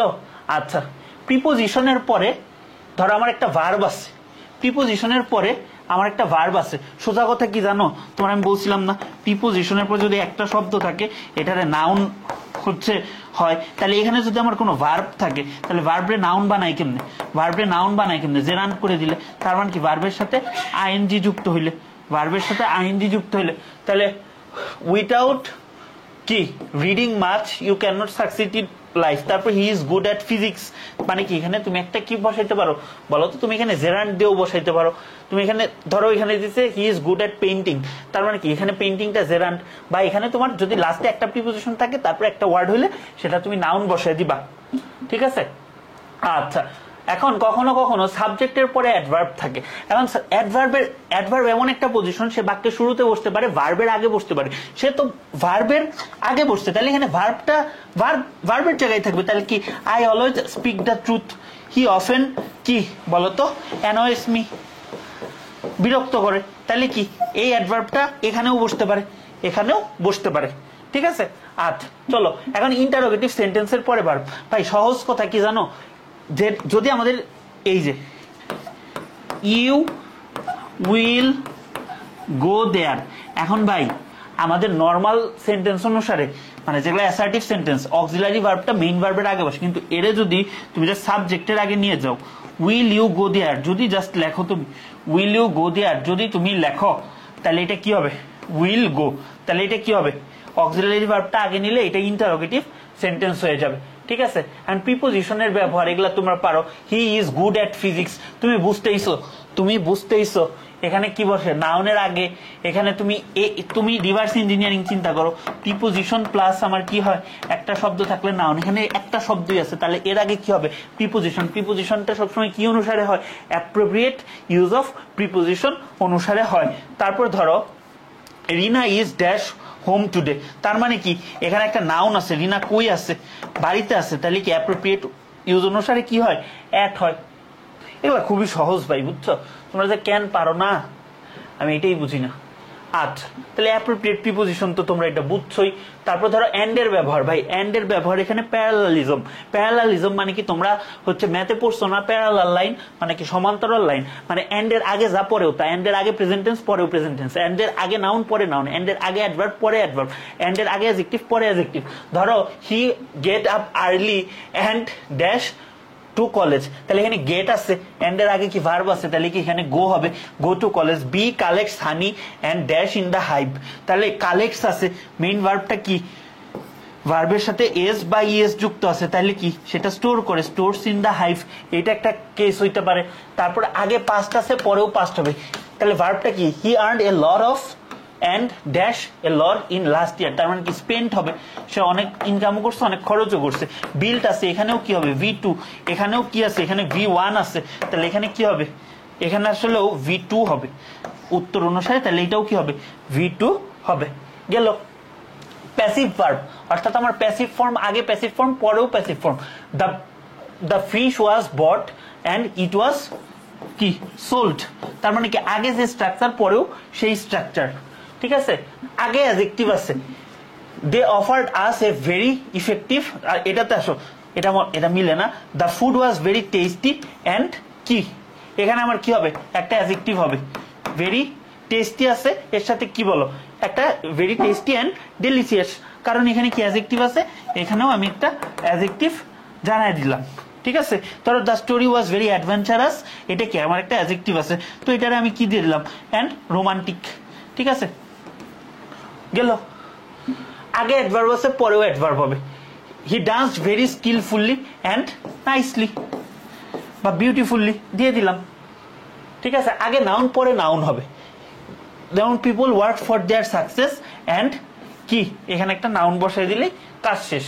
এখন ধরো অ্যাক্টিভ ভয়েসে অ্যামিজারের পরে কি হয়, ভার্বের সাথে আইএনজি হয়, যেরকম দে আর গোয়িং নাও, এটা তো ভাই সহজ কথা, অ্যাক্টিভ ভয়েসে হয়। প্যাসিভ ভয়েসে কি হয়, ওয়াজ ওয়ারের সাথে V3 হয়, এই কথাটাই পরে বলছে, অ্যামিজার ওয়াজ ওয়ারের পরে যদি V3 হয় প্যাসিভ সেন্স হয়, যেরকম the work is done, the work is done, the project has been completed, ঠিক আছে। সো এরকম কিন্তু আমাদের হবে ভয়েসের টুকিটাকি নিয়ম। তারপর ধরো can be, could be, might be, may be, এগুলার পরে কি V3 হয়, the work can be done, the book must be red, read red red, ঠিক আছে। আরো তোমার অন্যান্য কিছু ব্যবহার আছে, এই ব্যবহারটা তোমাদের রাইট ফর্ম অফ ভার্বেও পড়াইছি, have, has, had, having, become, get, grow, এদের পর যদি একটা ভার্ব আসে এবং প্যাসিভ সেন্স হয় V3 হয়, যেরকম I have got the work done, ঠিক আছে, I have got the work completed. So এই জিনিসগুলোও কিন্তু আসে, সো যেহেতু আসে আমরা একটু মাথায় রাখবো, he had become matured, he had completed his lesson অথবা ফিনিশড হিজ লেসন, অরের ব্যবহার, হ্যাঁ অরটাও তোমার কি কিসের নিয়ম মেনটেন করে, প্যারালালিজম, অর্থাৎ আগে যে পার্টস অফ স্পিচ, পরে সে পার্টস অফ স্পিচ, আগে যে নাউন, আগে যে যদি নাউন থাকে পরে noun. Give a pen or pencil, ঠিক আছে, এটা কি আমার নাউন, অরের আগে নাউন আছে, তাহলে অরের পরেও কি হবে, নাউন হবে। মেক ইট ক্লিয়ার, অ্যাডজেক্টিভ, ঠিক আছে, অর হ্যাজি, এটার অপোজিট একটা অ্যাডজেক্টিভ। আর অর দিয়ে সাধারণত এর অল্টারনেটিভ কিছু বোঝায়, অর আদারওয়াইজ দিয়ে, তাহলে এখানে যা দিবে এখানে তার অপোজিটটা দেওয়াই বেটার। এখন আসো কন্ট্রাস্টিভ কানেক্টরস। কন্ট্রাস্টিভ কানেক্টরস মানে কি, কন্ট্রাস্টিভ কানেক্টরস মানে ধরো আমি মোটামুটি সাদা আর এটা কি কালো, এরকম কি সাদা কালো, ঠিক আছে, ধনী গরিব, এরকম বিপরীত ধর্মী কিছু বোঝাইলে আমার কন্ট্রাস্টিভ কানেক্টরস বসে। আমার এরকম বিপরীত ধর্মী যদি কিছু মানে বসাই, তাহলে আমাদের কি বসে বলতো, তাহলে আমাদের এই কন্ট্রাস্টিভ কানেক্টরস গুলা বসে, যেরকম দো, অল দো, ইভেন দো, ওয়াইল, ওয়ারেস, এগুলা। হ্যাঁ, তো এখানে আমাদের কি আছে বলতো, দো এর আগে যে ক্লজ থাকে পরে তার বিপরীত ক্লজটা হয়। যেরকম আমি তোমাকে বলতেছি, ধরো দো he is blind man he can read and right, তার মানে অন্ধ হইলে তো আমার অবশ্যই পড়তে পারবে না, লিখতে পারবে না, কিন্তু সে পড়তেও পারে, লিখতেও পারে, তাহলে এখানে দো, অল দো দিয়ে আমি ইউজ করতে পারি। Though he is rich he is not happy, মানে টাকা থাকলেও সে ধনী না। সো এইরকম আমরা ইউজ করতেই পারি, বুঝছো। সো এই পর্যন্ত আশা করি তোমরা ক্লিয়ার। তো বাচ্চারা আসলে আমরা এখন একটা প্র্যাকটিস করি। তো এইখানে আমার কি দেওয়া আছে, cloze test with clues. With clues মানে কি, এখানে তোমার ক্লুজ গুলা দেওয়া থাকবে, এই জিনিসটারে তুমি পার্টস অফ স্পিচ চেঞ্জ করো, ভার্ব চেঞ্জ করো, যা খুশি তাই করো, এখানে তোমার বসাইতে হবে। এখন football is the most popular exciting event for all class of people, the world cup is the, এখন দা আছে, dash show, the greatest show in the earth, এখন এখানে গ্রেট আছে, এখন তুমি কিভাবে বুঝতেছো, দা প্লাস তোমার কি সুপারলেটিভ ডিগ্রি হয়, তাহলে কি দা গ্রেটেস্ট, শেষ। এটার এ নাম্বারটা কি দিবা, আসো এইভাবে না দিয়ে এইভাবে দেখাই দিই, গ্রেটেস্ট এ নাম্বারটা, হ্যাঁ, show in the world, it is the most dash international tournament, এখন মোস্ট আছে, এখন দ্য মোস্ট, এখন এখানে কি ওয়ার্ড আছে, ক্রাউন, প্রেস্টিজ আছে, এখন যেহেতু মোস্ট আছে একটা অ্যাডভার্ব হিসেবে কাজ করতেছে, এইভাবে যদি চিন্তা করো তাহলে প্রেস্টিজটা কি হয়ে যাবে, প্রেস্টিজাস হয়ে যাবে। বা এখানে কি প্রেস্টিজ মোর প্রেস্টিজাস, মোস্ট প্রেস্টিজাস, তাহলে কি এটা প্রেস্টিজাস হবে সুপারলেটিভ ফর্মে, ঠিক আছে, অ্যাডভার্ব না, সরি। আচ্ছা, the competition takes place once in every 4 years, FIFA World Cup dash was. এখন তাকে কি নিজে নিজে অর্গানাইজ করছিল না, তাকে অর্গানাইজ করা হয়েছিল, ওয়াজ অর্গানাইজড, ঠিক আছে। এটা কি ওয়াজ অর্গানাইজড ইন কাতার, এত টু এত 32 টিমস অফ ড্যাশ নেশন। এখন তারা কি, তারা বিভিন্ন দেশের থেকে না, তাহলে কি ডিফারেন্স হবে না, ডিফারেন্ট হবে। তাহলে কি বিভিন্ন দেশের 32টা দেশ এখানে কি অংশগ্রহণ করছিল in the tournament dash over 220 billion were spent. তার মানে কি 220 বিলিয়ন, এটা কি আনুমানিক, তাহলে কি সেন্টেন্স অ্যাডভার্ব হিসাবে আমরা কি বসাইতে পারি, অ্যাপ্রক্সিমেটলি বসাইতে পারি, অ্যাপ্রক্সিমেটলি, আনুমানিক, ঠিক আছে। কই গেল তোর চোখের ঝামেলা লাগতেছে। Spent in the organizing this tournament, 64 there were 64 matches played in the 8 value across the 5 cities. The final match was dash, final match অনুষ্ঠিত হয়েছিল, যেহেতু অনুষ্ঠিত হয়েছিল এখানে কি আমাদের দেখো তো হোল্ড আছে, হোল্ডের V3টা কি হেল্ড, তাহলে এখানে কি হবে হেল্ড হবে, এখানে কি হবে, এখানে হবে হচ্ছে held between France and Argentina. Argentina was dash the champion, Argentina কি শিরোপার মুকুটায়িত হয়েছিল, ঠিক আছে, বাংলার জন্য সরি, তাহলে কি এটা ক্রাউন্ড হবে, ক্রাউনিং ইংলিশ ক্রাউন্ড, ঠিক আছে, champion. And the captain Lionel Messi was কি, তাকে অ্যাওয়ার্ড করা হয়েছিল, সে কি নিজে নিজে অ্যাওয়ার্ডেড হয়েছিল না, কিন্তু এখানে কিন্তু অ্যাওয়ার্ড নাই, যেহেতু ভোট আছে সেহেতু এটা কি হবে বলতো ভোটেড। তাহলে যে রুলস পড়াইছি এর বাইরে কিছু, voted the best player of the tournament. The 2022 world cup was really a great source of dash. এখন এটা কি ছিল বলতো, আমাদের এন্টারটেইনমেন্টের একটা বিশাল সোর্স ছিল, এন্টারটেইন আছে, জাস্ট মেন্ট লাগাই দাও, নাউন লাগাই দাও, কারণ কি বলতো গ্রেট সোর্স অফ, এরপর একটা প্রিপোজিশন আছে, একটা ওয়ার্ড প্রিপোজিশন, তাহলে কি এটা এন্টারটেইনমেন্ট হবে। And will ever be remember, এখন কি তাকে রিমেম্বার রাখা হবে, তাহলে কি হবে রিমেম্বার। তোমাদের কেন কানে ধরে ভয়েসের কনসেপ্ট পড়ে, ভয়েস না থাকলেও বুঝছো, ভয়েস সব জায়গায় কাজে লাগে, তো এখানে উত্তর দেওয়া আছে, আমি তো সলভ করে দিলাম। তাহলে আসো আমরা এরপর একটা দেখি। হ্যাঁ, the process of globalization obviously requires a common language for all international communication. এটা হচ্ছে উইথাউট ক্লুজ, উইথাউট ক্লুজে একাধিক উত্তর গ্রহণযোগ্য হতে পারে, বাট উইথ ক্লুজে সাধারণত একটা উত্তরই হয়। For many different reasons English has dash the of being, এগুলা আছে। তার মানে কি ইংলিশ কি করছে, ইন্টারন্যাশনাল ল্যাঙ্গুয়েজ হয়েছে, তাহলে কি গেইনড হইতে পারে বা অ্যাচিভড হইতে পারে। ইংলিশে কি এমনি তোমার কি ইন্টারন্যাশনাল সাবজেক্ট বলি, achieved the dash of being, এটা কি স্ট্যাটাসটা পাইছে, স্ট্যাটাস পাইছে, বা তোমার কি প্রেস্টিজটা তার কি ইন্টারন্যাশনাল ল্যাঙ্গুয়েজ হিসাবে, আন্তর্জাতিক ভাষা, ঠিক আছে, of being that language. As a result it has dash national border to reach people. তার মানে কি বলতো, সে যা আছে ক্রস করে ফেলছে, ঠিক আছে, সে ক্রস করে ফেলছে, ন্যাশনাল ইন্টারন্যাশনাল সবকিছু ক্রস করে ফেলছে। People speak other languages, there is no longer the possession, ঠিক আছে। এখন এটা কি হবে বলতো, ডি নাম্বারটা কি হবে বলতো, it is no longer the dash possession of British or American or other native speakers.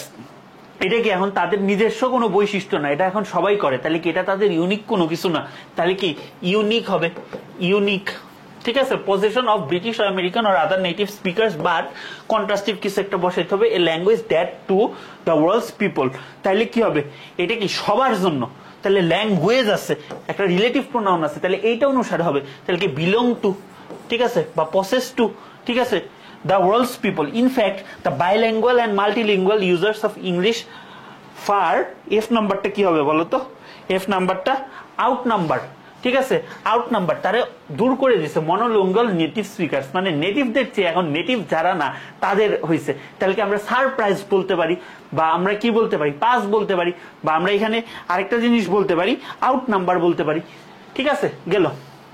The phenomenon has led to a dash variety, তাহলে এখানে ড্যাশ ভ্যারাইটিতে আমরা কি বলতে পারি বলতো, বিভিন্ন ধরনের, ডিফারেন্ট না বলে এখানে বে ওয়াইল্ডারিং ভ্যারাইটি বলতে পারি, এটা সবচেয়ে ভালো শোনা যায়। Have dash which were strongly influenced, তাইলে এখানে কি এটা তোমার কি ভ্যারাইটি, বিভিন্ন ধরনের ভ্যারাইটি হয়েছে, এমার্জ করছে, ঠিক আছে, which are strongly influenced by the pronunciation, মানে প্রোনাউন্সিয়েশন, গ্রামার, ইডিয়মস এগুলোর উপর বেস করে। তাহলে কি idioms of the dash mother tongues, তাহলে এখানে আই নাম্বারটা কি হবে বলতো, ইন্ডিভিজুয়াল অথবা রেসপেক্টিভ, তাদের মাদার টাং ছাড়াও আলাদা ভ্যারাইটি তৈরি হয়েছে। তারপর কি world English has now dash away, ঠিক আছে, from the control of native speakers, তার মানে কি এটা আর তাদের কন্ট্রোলের মধ্যে নেই, এটা সারা জায়গায় ছড়িয়ে গেছে। তাহলে কি হবে, মুভড অ্যাওয়ে। জাস্ট এখানে কয়েকটা কথা মনে রাখবো, আমরা এখানে কয়েকটা কথা মনে রাখবো প্র্যাকটিসের জন্য। অ্যাটলিস্ট 2018 থেকে 24 সাল পর্যন্ত প্র্যাকটিস করবো, এবং রুলস যেগুলো বলছি একটু মাথা খাটাবা, রুলস যা বলছি এর বাইরে আসবে না, প্র্যাকটিসটা একটু নিজে নিজে করবা, এখন প্র্যাকটিস করানোর টাইম না। সো এতটুকু করলেই তোমার হচ্ছে clause test with clues without ক্লুজে 15 নাম্বার হয়ে যাবে। চলো বাচ্চারা, এখন আমরা যেটা দেখবো সেটা হচ্ছে রিয়ারেঞ্জ। ভাই 10টা নাম্বার, ঠিক আছে। সো তোমাদের প্রথম যেটা প্রশ্ন থাকে, ভাই কেমনে লিখবো, রিয়ারেঞ্জ লিখবো কেমনে, সেটা আগে তোমাদের দেখায়নি। রিয়ারেঞ্জ তুমি কেমনে লিখবা, ঠিক আছে, এই যে রিয়ারেঞ্জ, আমি যেটা স্ট্যান্ডার্ড ফরম্যাট সেটা দেখবো, আমি যেটা কলেজে আমাদের নটরডেমে যেটা শিখাইতো এইভাবে শিখাইতো। এখন প্রশ্ন হচ্ছে ভাই এটা লিখবা কি লিখবা না। এখানে আমি একদম ছোটবেলা থেকে, এটা মনে হয় জেএসসি থেকে ছিল, আমি একটা অ্যাপ্রোচ নিতাম, সেটা হচ্ছে এই জিনিসটা আমি লিখতাম, লিখা করতাম কি পরীক্ষার 10 মিনিট আগ পর্যন্ত এটা পেন্সিল দিয়ে লিখে রাখতাম, ABCD যা আছে সব, বুঝছো, উপরের 1 2 3 4 সেম ভাবে লিখতাম। যখন শিওর এখানে অনেক কনফিউশন হইতো, যেগুলা কনফিউশন হইতো পেন্সিল দিয়ে লিখে রাখতাম, ঠিক আছে, পরে জাস্ট এটা কলম দিয়ে লিখতাম। আর তোমার সব লেখা শেষ, তোমার 5 মিনিট হাতে আছে, তখন তুমি এটা লিখে দাও। ট্রাস্ট মি, এখানে তুমি অনেক সুন্দর করে লিখলা, তোমাকে এখানে কেউ এটা লেখার জন্য নাম্বার নাই, তুমি একদম লাস্টে আইসা তোমার হাতে ধরো 3 মিনিট আছে, আমার এমন আছে 3 মিনিটে আমি 10টা সেন্টেন্স লিখছি। ভাই এখানে জাস্ট লেখাটা অনেকে থাকলে পছন্দ করে, সো আমরা কোনো রিস্ক নিব না, আমরা এই ফরম্যাটে যাব। এটা হচ্ছে আমার প্রথম তোমাদের জন্য মেসেজ। এখন ভাই এটা কি আমাদের কমন পড়বে, কমন পড়ার চান্স খুবই কম, ঠিক আছে, বাট তুমি প্র্যাকটিস করবা। কি প্র্যাকটিস করবা, 2016 থেকে 24 পর্যন্ত প্র্যাকটিস করবা। ভাই এত প্র্যাকটিস করার টাইম নেই। আচ্ছা ঠিক আছে, তুমি 18 করবা, 19 করবা, 22 করবা, 23 করবা, 24 করবা, এই কয়টা অ্যাটলিস্ট কইরো, ঠিক আছে, এই কয়টা করলে আইডিয়া পাবা। এখন আমাদের লেভেলে যে রিয়ারেঞ্জ গুলো আসে দুইটা টাইপের আসে, একটা হচ্ছে পার্সন বেসড, অর্থাৎ তোমার একটা মানুষ সম্পর্কে তোমার তার জীবনী নিয়ে বলছে, বায়োগ্রাফি টাইপের কথাবার্তা, অথবা হিস্ট্রিক্যাল কোন একটা বেসের উপর নির্ধারণ করে বলছে। আরেকটা ধরো কোনো কিছুর বর্ণনা দিছে বা অ্যাবস্ট্রাক্ট কোনো কিছু নিয়ে বলছে। সো এইটার জন্য আমরা একটা সিরিয়াল মাথায় রাখতে পারি। ধরো যেগুলো আমাদের পার্সন বেসড, এটা নিয়ে বেশ প্রশ্ন আসছে এবং ভবিষ্যতেও আসবে। সেটা হচ্ছে ধরো প্রথমে তার নামটা থাকে, তার কোনো বিশেষ উপাধি থাকলে সেটা থাকে, তার বার্থ রিলেটেড কথা থাকে, তার বাপ মার কথা থাকে, তার প্রফেশন নিয়ে থাকে, তারপর সে বিয়ে শাদী করছে কিনা, চিলড্রেন নিয়ে থাকে, ইম্পর্টেন্ট ওয়ার্কস নিয়ে থাকে, তারপর তো মানুষের মৃত্যু হয়, তারপর তার জন্য কোনো স্পেশাল কিছু মানুষ করছে নাকি, এগুলা নিয়ে একটা সিরিয়াল হইতে পারে। আরেকটা হচ্ছে তোমার অ্যাবস্ট্রাক্ট কনসেপ্ট অথবা নেচারের জন্য। সেক্ষেত্রে নেচারটা কিরকম, প্রথমে ধরো গুড সাইড ব্যাড সাইড দুইটাই আছে, তাহলে গুড সাইডও লিখতে পারো, ঠিক আছে, প্রথমে গুড সাইডের কোনো উদাহরণ থাকলে সেটা লিখবা, তারপর ব্যাড সাইড কোন এক্সাম্পল, মানে ওইটার এক্সাম্পল থাকলে সেটা লিখবা, ওইটা কিভাবে সলভ করা যায় ওই রিলেটেড থাকলে সেটা, কনক্লুশন যেটা সেটা সেভাবে লিখবা। এখন এখানে তোমার অনেক সময় ট্র্যাডিশনাল স্টোরি থেকে আসে, সো এটা কিন্তু কমপ্লিটিং স্টোরিজের সাথেও রিলেটেড। সো ট্র্যাডিশনাল স্টোরিজ থেকে যেগুলো আসে একটু মাথায় রাখবা যে সবকিছু ঠিকঠাক ভাবে তুমি গল্পটা জানো কিনা। ধরো এই যে ভাই এইটা আসছে, ঠিক আছে, এটা মানে খুব রিসেন্ট আসে একটা প্রশ্ন, তো এইখানে তোমার কি বলতো ডক্টর মোহাম্মদ শহীদুল্লাহ নিয়ে কথা বলছে, ভাই এটা জীবনী আসছে, তাহলে তোমার প্রথম কাজ কি ভাই, জীবনী মানে কি একটা মানুষ জন্মাইছে কখন, রাইট, একটা মানুষ কখন জন্মাইছে সেটাই তো তুমি লিখবা। তো তুমি দেখো প্রথমে একবার পড়বা, আমি অ্যাপ্রোচ বুঝাবো, প্রথমে তুমি একবার রিডিং পড়বা, পড়ে যেহেতু বুঝছো এটা জীবনী, প্রথমে কি তার জন্ম, তো তার জন্ম কই আছে, doctor Mohammad Shahidullah was born, এই যে এইটা তার জন্ম, তাহলে প্রথমে আমার কি হবে, ডি নাম্বার হবে। রাফ করতেছি, এভাবে লিখবো না, আমরা জাস্ট রাফ করতেছি। তারপরে হচ্ছে জন্মর পরে কি, তার একটা নির্দিষ্ট পরিচয়, তার টাইটেলটা কি, he was one of the most renowned linguists of Bangladesh, তার মানে কি এটা তার টাইটেল, জন্ম, তারপরে হচ্ছে তার টাইটেল। এরপরে আমরা কি বলছিলাম বলতো, ওই টাইটেলটা রিলেটেড কথাবার্তাই কিন্তু আবার বলছে, দেখো হি ওয়াজ সেকেন্ড টু নান, মানে অদ্বিতীয় in Bangali language and literature, তার মানে এই টাইটেলটা রিলেটেড কথাবার্তাই বলছে, তাই না? তাহলে এইখানে তারপরে আমার কি হবে, সি হবে, হ্যাঁ। আচ্ছা, টাইটেলটা রিলেটেড কথাবার্তা শেষ। তারপরে কথা হচ্ছে তার এডুকেশন লাইফ নিয়ে কথা বলতে হবে।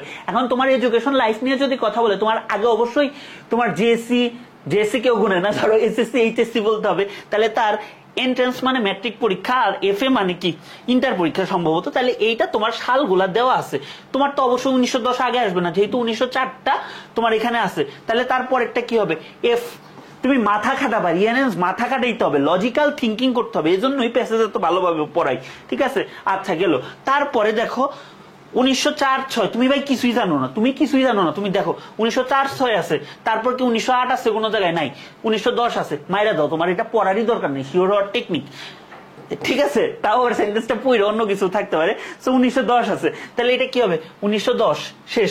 1910 এর পরে, 1910 এর পরে তোমার কি আছে দেখো তো, আবার 1910 আছে, এই যে দেখছো, এই দুইটা কিন্তু সেম। তাহলে কি তুমি এইটা দিবা না এইটা দিবা, তুমি কোনটা দিবা বলো তো, তুমি অবশ্যই এটা দিবা আগে। সো এটা তুমি হচ্ছে দিলা, কারণ কি সে প্রথমে কি জেলা স্কুলে গেছিল, তারপরে অনার্স মাস্টার্স নিয়ে একটা কথা বলছে, এখানে সাল ভুল আছে কিনা একটু দেখো, টাইপিং মিস্টেক থাকতে পারে, দ্রুত করে করা তো। তাহলে হচ্ছে এইচটা চলে আসতেছে। আচ্ছা, তারপরে হচ্ছে ধরো ঢাকা ইউনিভার্সিটি ইন লেকচারার, তার অনার্স মাস্টার্স শেষ, ঠিক আছে। ধরো এটা হচ্ছে এরকম হয়তো বা ছিল, ঠিক আছে। তাহলে অনার্স মাস্টার শেষ মানে তার কর্মজীবনে সে ঢাকা ভার্সিটির লেকচারার হিসেবে জয়েন করছে, আই নাম্বারটা শেষ। তারপরে হচ্ছে লেকচার হিসেবে জয়েন করার পরে কি তার কন্ট্রিবিউশনের জন্য সে কিছু অ্যাওয়ার্ড পাইছে, ঢাকা ভার্সিটির টিচাররা বিভিন্ন অ্যাওয়ার্ড পায়, সেও পাইছে। আচ্ছা, তারপরে সে ভবলীলা সাঙ্গ করছে, সে মারা গেছে, ঠিক আছে। এবং তারকে যে মনে রাখছে সেই জিনিসটা, এটা কিন্তু দেখতে দেখতে সলভ করলাম, দেখতে দেখতে সলভ করলাম। এরকম ইনটুইশন গুলো ব্যবহার করতে হবে, ইনটুইশন গুলো ব্যবহার করলেই তোমার হয়ে যাবে। এবং এটা হচ্ছে আমার জানা মতে সবচেয়ে স্ট্যান্ডার্ড ফরম্যাট। অনেকে অনেক কথা বলবে, বাট ভাই আমি যেটা শিখে আসছি বা আমি যেটা স্টুডেন্টদেরকে সাজেস্ট করি, আমি এইভাবে লিখতে বলি, এবং এই জিনিসটা পরে লিখবা, সময় থাকলে লিখবা, ঠিক আছে, লেখার চেষ্টা করবা। বাট এখানে হাতের লেখা ইম্পর্টেন্ট না। তুমি ভাই ইনফর্মাল লেটারটা বা স্টোরিটা একটু সুন্দর হাতের লিখলে ওইখানে নাম্বার আছে, তোমার এখানে নাম্বার নাই। সো এরকম জীবনী রিলেটেড আসলে আই থিঙ্ক তোমরা পারবা। আরেকটা এই যে এটা, সেটা হচ্ছে স্টোরি বেসড, স্টোরি বেসড, অর্থাৎ তোমার একটা স্টোরি নিয়ে কথা বলবে। আচ্ছা, তো এইখানে তোমার আঙ্গুল ফল টক, এই যে গল্পটা তুমি একবার রিডিং দিলেই বুঝতে পারবা। তাহলে প্রথমে তোমার কি আছে বলো তো, once upon a time there lived a fox in a forest. তার মানে কি, ওই যে শেয়ালের গল্পটা আঙ্গুল ফল টক, তার মানে এটা তোমার প্রথম লাইন, প্রথম লাইন লিখলাম। দেখো এখানে এবিসিডি দিয়েও থাকতে পারে, রোমান দিয়েও থাকতে পারে। আচ্ছা, তারপরে সে কি, সে একদিন খুবই ক্ষুধার্ত ছিল, তাহলে কি এক নাম্বারটা। তারপরে ধরো হি search food everywhere but he did not get any food, তার মানে কি এরপরে এইটা হবে, আমার একটা প্লট বিল্ড আপ করতে হবে, আমার একটা কনটেক্সট ডেভেলপ করতে হবে, তারপরেই কিন্তু আসতে হবে। গেল, তারপরে হচ্ছে সে কি, ওই যে আঙ্গুর যে বাগান সেখানে গেল, তাহলে কি I4। তাহলে এই গল্পগুলো তো তোমরা জানো, তোমরা জানো, এটা কি নতুন কোনো কিছু, নতুন কোনো কিছু না। তাহলে ওইখানে আঙ্গুরের বাগানে যায় সে কি পাইলো, there were ripe grapes hanging up the vine, তার মানে এখানে অনেক আঙ্গুর, পাকা পাকা আঙ্গুর ঝুলতেছিল। শেষ, কন্টেক্সট বিল্ড আপ করতে হবে, ঠিক আছে। তারপর ধরো সে দৌড় দিল এন্ড কি, সে ওইখানে পৌঁছাইতে পারলো না, এটা তার পরবর্তী কনটেক্সট। তাইলে সে যদি আগে ওই বাগানে না যায়, তাইলে কি সে এই কাজ করতে পারবে, করতে পারবে না। তাহলে সে যে বাগানে গেছে এইটা, এখন সে কেন ধরতে পারলো না, কারণ এগুলা খুবই উপরে ছিল। তাহলে কি এটা to, the grapes were too high for him to reach. গেল, তারপরে হচ্ছে কি বললো, এগেইন এন্ড এগেইন, সে একবার পারলো না, সে হাল ছাড়লো না, সে বারবার ট্রাই করতে থাকলো, সে বারবার ট্রাই করতে থাকলো, তাও তো সে পারতেছে না। তারপরে আমার কি আসবে বলতো, তারপরে আমার আসবে but each time he fail to reach the grapes, তার মানে বারবার সে ট্রাই করতেছে এই দুইটার মধ্যে, কিন্তু তারপরেও সে পারতেছে না। এট লাস্ট তার কি হইলো বলতো, at last being tired he went way saying that grapes are sour, তার মানে কি আঙ্গুর ফল টক। এটা তোমার কয় নাম্বারে, 7 নাম্বারে। তাহলে তুমি কিভাবে, এভাবে কনটেক্সট ডেভেলপ করতে হবে, প্লট ডেভেলপ করতে হবে, তোমার এই কমন স্টোরিজ গুলা জানতে হবে, কমন স্টোরিজ গুলা জানলেই তোমার হয়ে যাবে। সো এই ব্যাপারটা তোমাদের খেয়াল রাখতে হবে। আজকের ক্লাসে কন্টেন্ট অনেক কম, বাট কথাগুলো ইম্পর্টেন্ট, কথাগুলো তোমার পরীক্ষায় কাজে লাগবে। ফার্স্ট পেপার আমি কেন, যেই পড়াক তোমারে কমন ফালাই দিতে পারবে না, ঠিক আছে, কমন ফালানো খুব টাফ। হ্যাঁ, রিটেন আইটেম কমন পড়বে, সব বোর্ডে পড়বে না, কয়েকটা বোর্ডে পড়বে না, যাদের পড়বে না তাদের জন্যই বলতেছি। বা রিটেন আইটেম গুলা কিভাবে পলিশ করবা, এই ব্যাপারগুলো নিয়েই কথা বলতেছি। তো চলো আমাদের কমপ্লিটিং স্টোরিজে চলে আসি। ভাই 15টা নাম্বার, এইটার জন্য আমি একটা জিনিস সাজেস্ট করবো, যাদের হাতে সময় আছে আমার প্যারাগ্রাফের ক্লাসটা দেখো, আমার প্যারাগ্রাফের ক্লাসটা দেখো। ওইখানে যে কথাগুলো বলছি কমপ্লিটিং স্টোরিজে মোরলেস সেম কথাগুলো, বাট আমি একটু রিপিট করে দিতেছি। এখন কমপ্লিটিং স্টোরিজে প্রশ্নটা কিভাবে দেওয়া থাকে, কমপ্লিটিং স্টোরিজের ক্ষেত্রে সাধারণত প্রথাগত গল্প বা কাল্পনিক গল্প দেওয়া থাকে, কিছু অংশ প্রশ্নে দেওয়া থাকবে। বলছে এই কমপ্লিটিং স্টোরিজ, তার মানে একটা স্টোরিজ অল্প দেওয়া থাকবে, সেটাকে কমপ্লিট করতে হবে, ওইটুকুর উপর ভিত্তি করে পুরো স্টোরিটা শেষ করতে হবে বা যৌক্তিক সমাপ্তিটা আনতে হবে, লজিক্যাল কনক্লুশনটা আনতে হবে। এটা কিন্তু সবচেয়ে ইম্পর্টেন্ট কথা।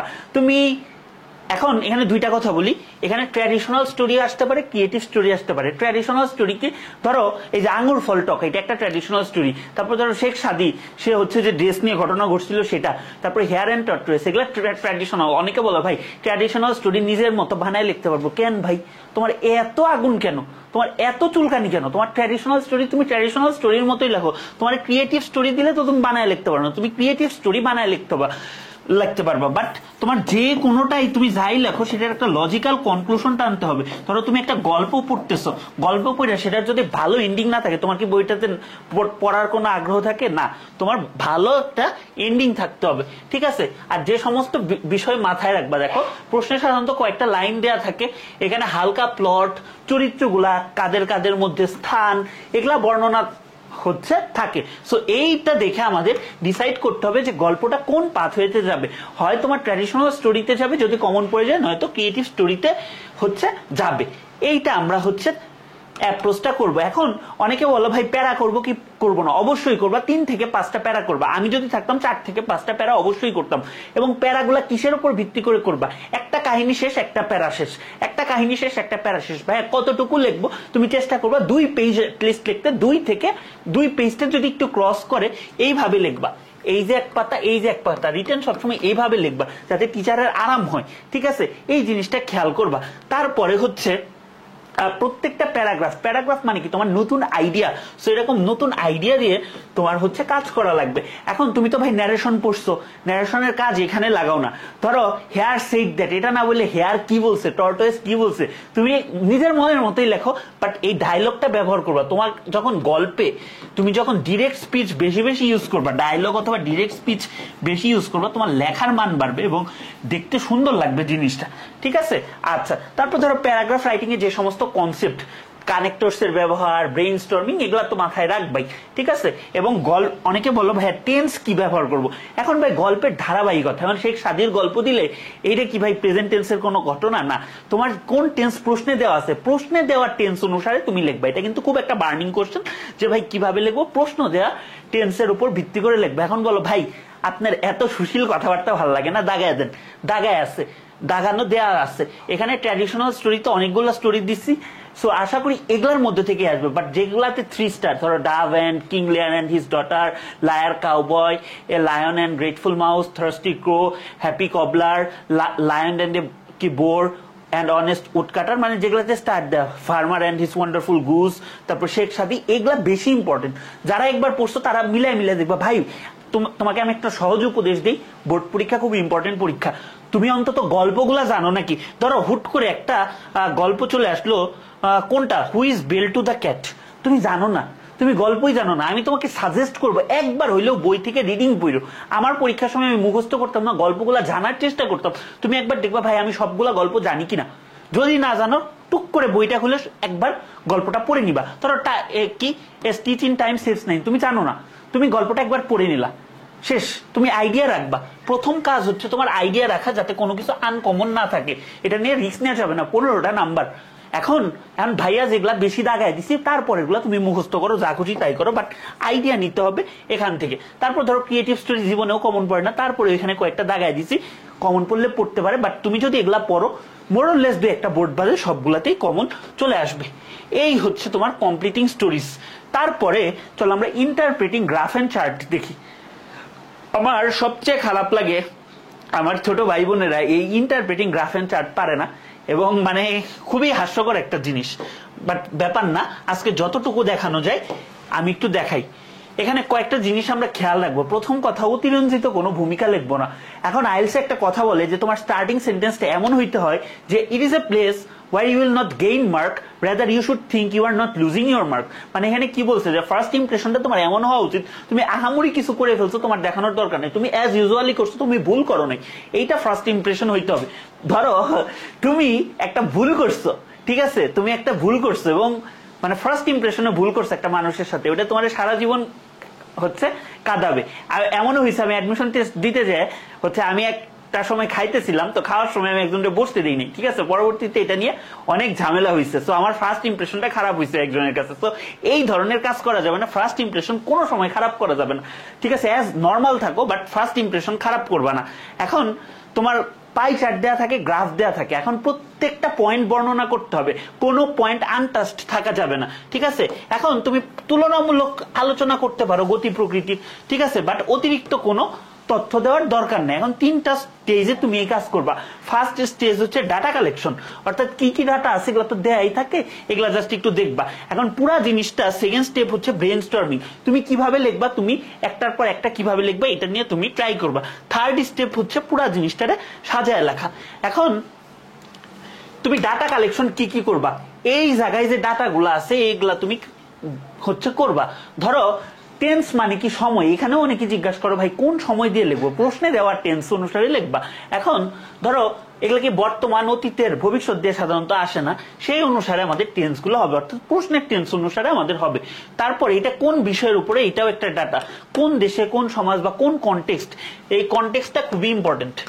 তারপরে হচ্ছে সাধারণ ট্রেন্ড কি, এটা বাড়তেছে কমতেছে বা ওভারঅল ট্রেন্ডটা কি, এইটা আমার জানতে হবে। তারপরে বিস্তারিত তথ্য, তো 2010 সালে একটু বাড়ছে, 11তে একটু কমছে, আবার 12তে লাভ দিছে, সো এই জিনিসটা আমাদের জানতে হবে। সো এই ঝোঁকগুলার কারণ কি, এটা কারণগুলা লিখতে পারো। তারপরে হচ্ছে যে দিকটা বিশেষভাবে উল্লেখযোগ্য, অর্থাৎ তোমার হাইয়েস্ট পয়েন্ট আর লোয়েস্ট পয়েন্ট অবশ্যই তোমার লিখতে হবে।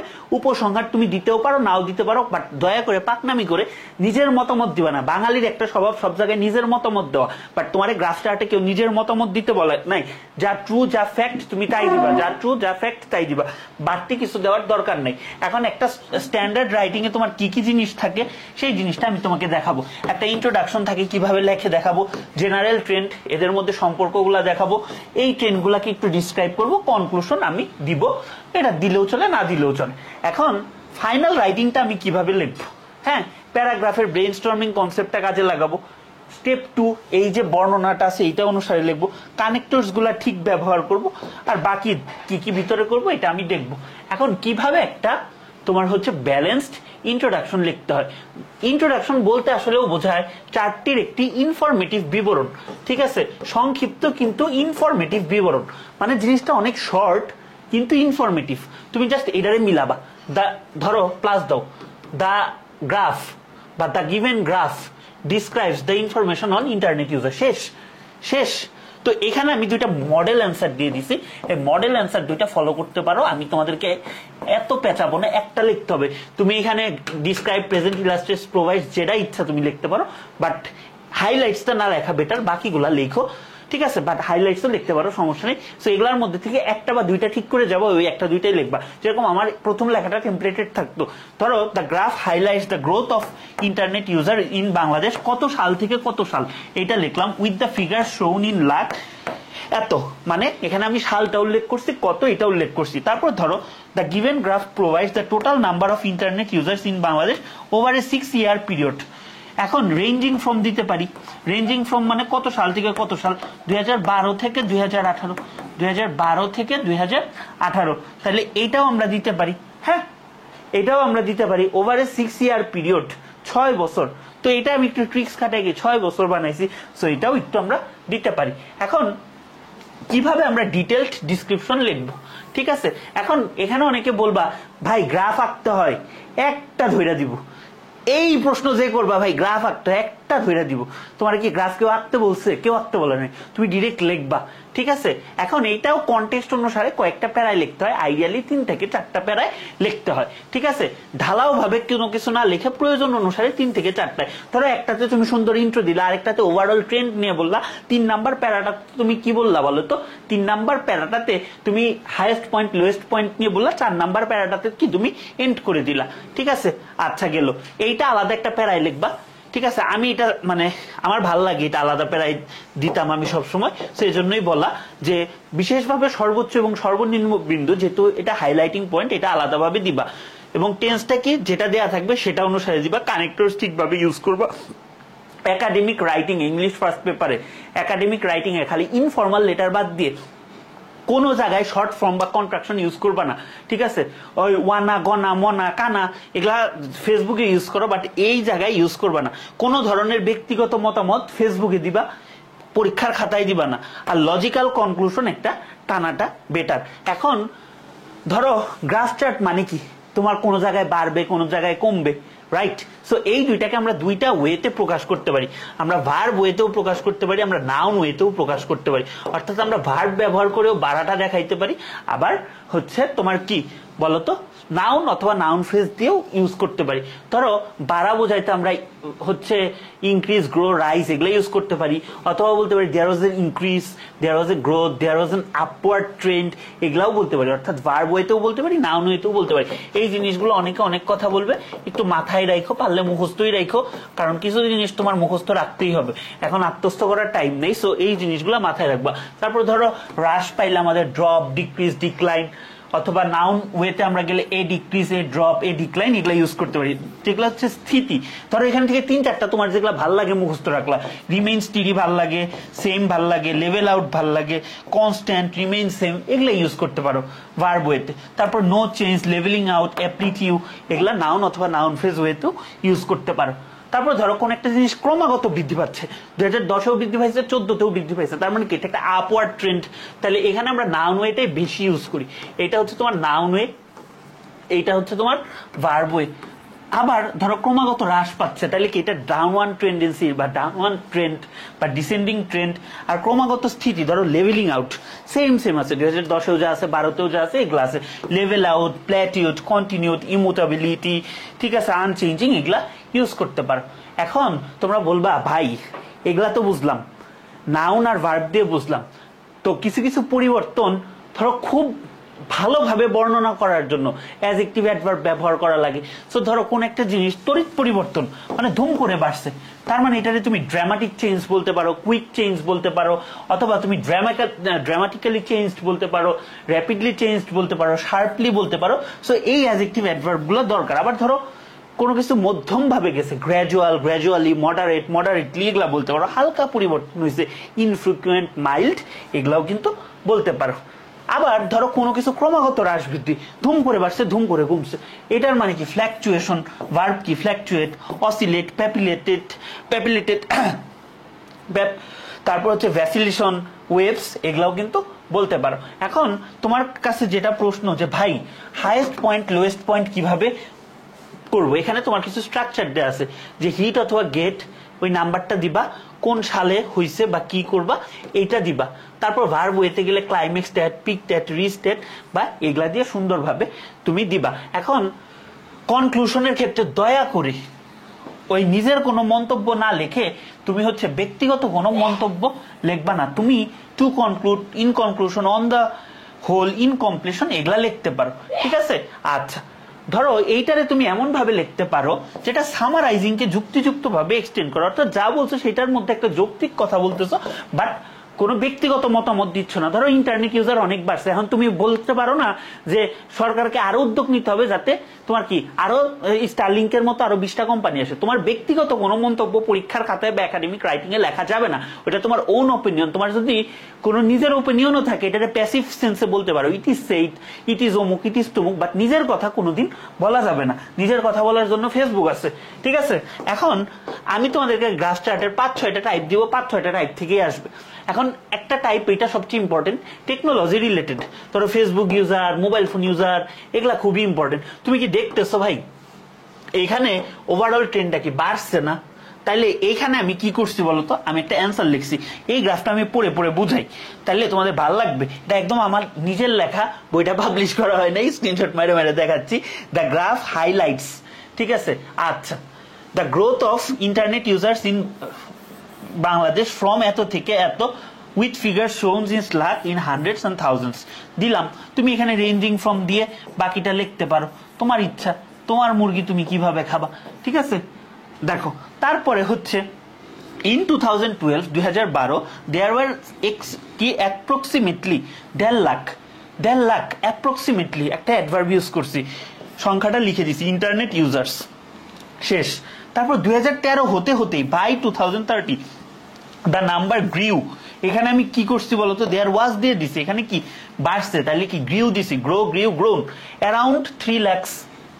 আচ্ছা, এন্ড ইন 2014 ইট রোজ, তার মানে আমি এক জায়গায় গ্রো দিছি, এক জায়গায় রোজ দিছি, মানে রাইজ দিছি। কেন এই চেঞ্জ গুলা দিছি, এর জন্যই দেখাইছি।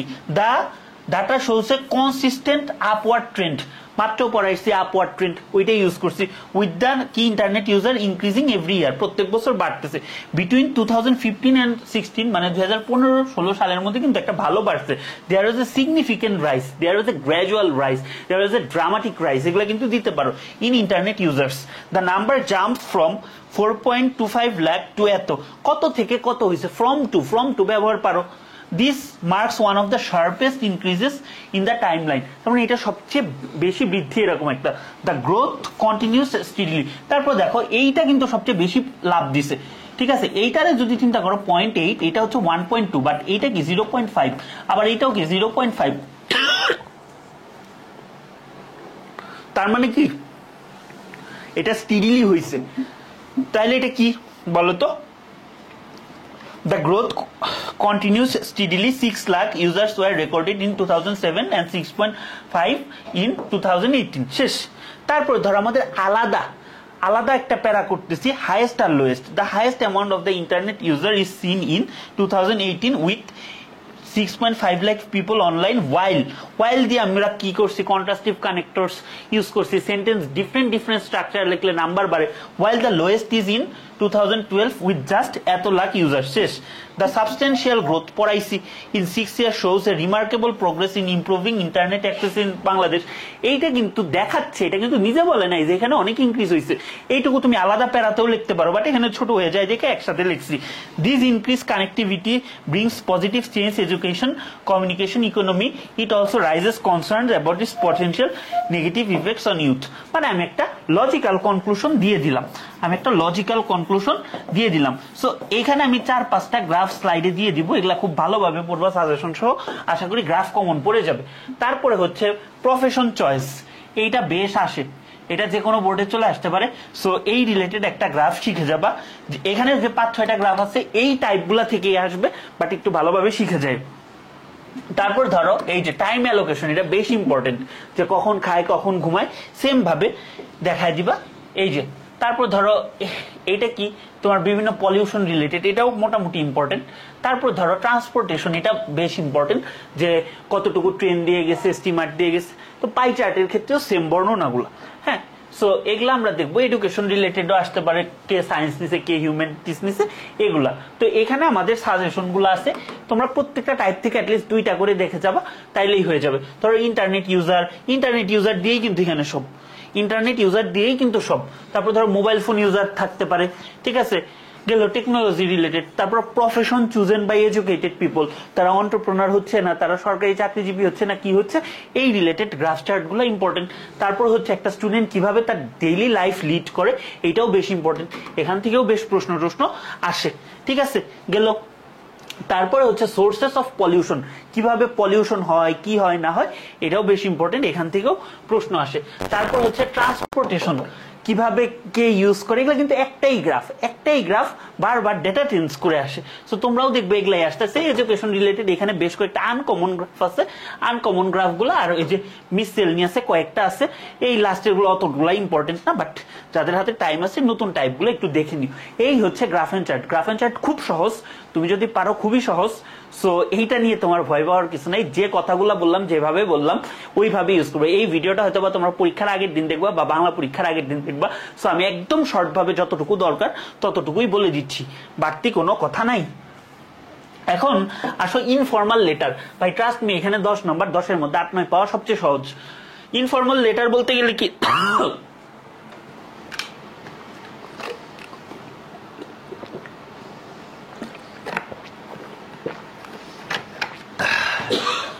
ইনফর্মাল লেটার মানে আমাদের সাথে যাদের ইনফর্মাল লেটার আছে, তোমার সাথে আমার রিলেশন ইনফর্মাল না, তোমার সাথে তোমার ফ্রেন্ডের রিলেশন ইনফর্মাল, বা কাইন্ড অফ বাবা মার সাথে রিলেশনটা অনেক সময় ইনফর্মাল হয়। সো এদেরকে বোঝায়। এখন ফর্মাল লেটার মানে কি, সাধারণত অ্যাপ্লিকেশন বোঝায়, আর ইনফর্মাল লেটার তো যাদের সাথে আমাদের ইনফর্মাল লেটার সেটা মানে ইনফর্মাল সম্পর্ক তাদেরকে।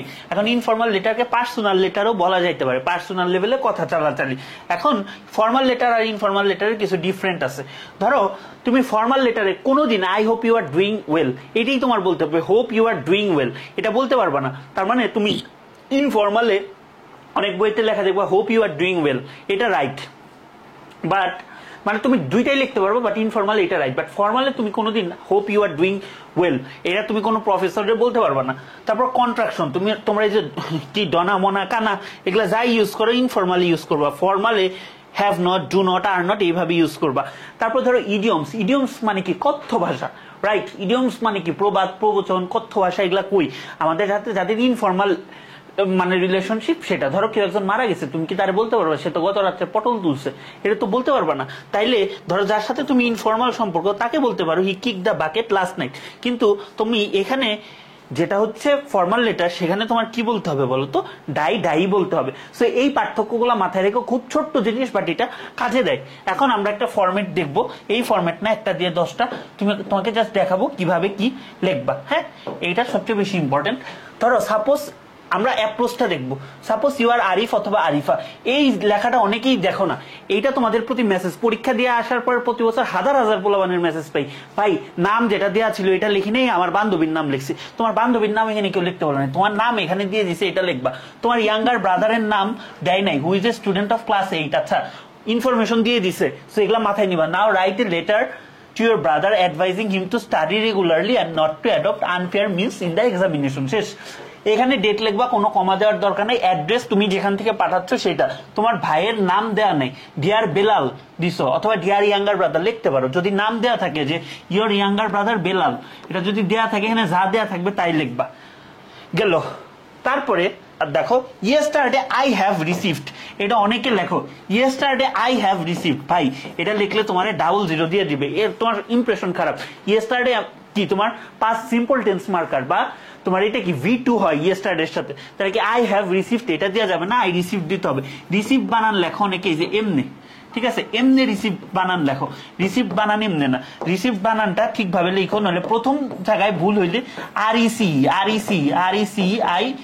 ঠিক আছে EV রিসিভ, আমি তো ভুল লিখলাম, তো তোমাদের বানান ভুল দেখতে দেখতে আমি ভুল লিখছি। রিসিভ REC এই জায়গায় আই না, তারপরে আই। হ্যাঁ, এই জিনিসটা একটু খেয়াল রাখবা। From our mother she mentioned her concern about your stories, তার মানে তুমি কেমনে জানতে পারলে এটা তুমি লিখলা। He seems dissatisfied with your progress and is worried about how often you spend outside instead of focusing on your lessons, তার মানে তুমি পড়াশোনা বাদ দিয়ে কত আজাইরা কাজ করো সেটা। এখন বড় ভাইয়ের মতো তুমি একটা উপদেশ দিবা, let me remind you that neglecting studies is never good for a students. যত ধরনের ভ্যারিয়েশনের সেন্টেন্স পারো ইউজ করবা, কন্ডিশনালস কি এমনি শিখছো এখানে লাগাই দাও। If you don't take your studies seriously, achieving good marks in the upcoming annual examination will be difficult. দিয়ে দিলা তুমি first conditionals. Moreover connectors এর ব্যবহার সব রাইটিং এ ঠিকভাবে করতে হবে। Moreover I have also hard that you are considering adopting unfair methods during examination. কয়টা বাংলাদেশি ছাত্র ইম্পারেটিভ সেন্টেন্স লেখে লেটারের মধ্যে আমি জানি না, এটা তো পাবলিশ করা হয় না, পাবলিশ করলে বুঝবা যে এটা কি জিনিস। যারা 26 ব্যাচ আশা করি পাইলেও পাইতে পারো। সো এই ধরনের সেন্টেন্সগুলো লিখতে হবে, ইম্পারেটিভ সেন্টেন্সের proper use. Let me warn you, this is both unethical and harmful. Such actions can ruin your future and prevent you from achieving meaningful success in life. ঠিক আছে, তোমার দুইটা জিনিস বলছে, ভালো উপদেশ দিতে বলছে, নকল না করতে বলছে। গেল। So I urge you to put more effort into your studies and prepare. দেখো put more effort into, put দিয়ে গ্রুপ ভার্ব চিল্লায় পড়াইছি। তো কেন পড়াইছি? যাতে এই জায়গায় ইউজ করতে পারো। ঠিক আছে, এটা তো এক ক্লাসে শেখানো যাবে না, বা এটা পসিবল না। Your future depends on you. তারপরে হচ্ছে তোমরা সব এই যে ব্লক ফরম্যাটে এখানে যে লিখছো এই কোহিয়ারেন্সে এটা লিখবা, এবং এই যে এখানে ফ্রম টু, ফ্রম মানে যেখানে তোমার অ্যাড্রেসটা, এই অ্যাড্রেস সেম, টু যেখানে পাঠাবা সেখানে দিবা, স্ট্যাম্প করবা। স্ট্যাম্প কি দিয়ে আঁকবা? স্ট্যাম্প অবশ্যই পেন্সিল দিয়ে আঁকবা। এখন বলবা ভাই কেমনে লিখবো? এই যে আমি যেমনি লিখতাম ভাই, আমি আমারটা বলি, এই যে পাশাপাশি দুইটা পেজ। ও গ্রাফ কতটুকু লিখবা, গ্রাফে তোমাকে যদি বলে রাইট নট মোর দেন 80 ওয়ার্ডস, তার মানে 100 ওয়ার্ডের মধ্যে কম বেশি লিখে ফেলবা, 80 ওয়ার্ডের মধ্যে। আর যদি লেখে রাইট অ্যাট লিস্ট 80 ওয়ার্ডস, তার মানে তোমাকে অন্তত 80 ওয়ার্ড লিখতে হবে, এর চেয়ে বেশি তুমি লিখতে পারো। সো এই দুইটা জিনিস তোমরা হচ্ছে শিওর থাকবা। এই যে মার্জিন টানলাম, আমি সাধারণত যেটা করতাম এখান থেকে লেখা শুরু করতাম, এখানে এসে মোটামুটি শেষ করতাম, এবং এই যে এখানে আমি স্ট্যাম্পটা দিয়ে দিতাম। ট্রাস্ট মি, এতটুকু লিখলে টিচার তোমাকে 8-9 ইজিলি দিয়ে দিবে, 8-9 ইজিলি দিয়ে দিবে। তো এই হচ্ছে আমাদের first paper marathon class. But সাজেশনটা আগে দিয়ে নিই। এখানে ইনফর্মাল লেটারেও তোমার টাইপ আছে। প্রথম টাইপটা হচ্ছে যত ধরনের বদ অভ্যাস আছে এগুলা থেকে তোমার ছোট ভাই বোনদের রক্ষা করার দায়িত্ব তোমার। তো তুমি বদ অভ্যাস হইলেও এটা লিখবা তাকে।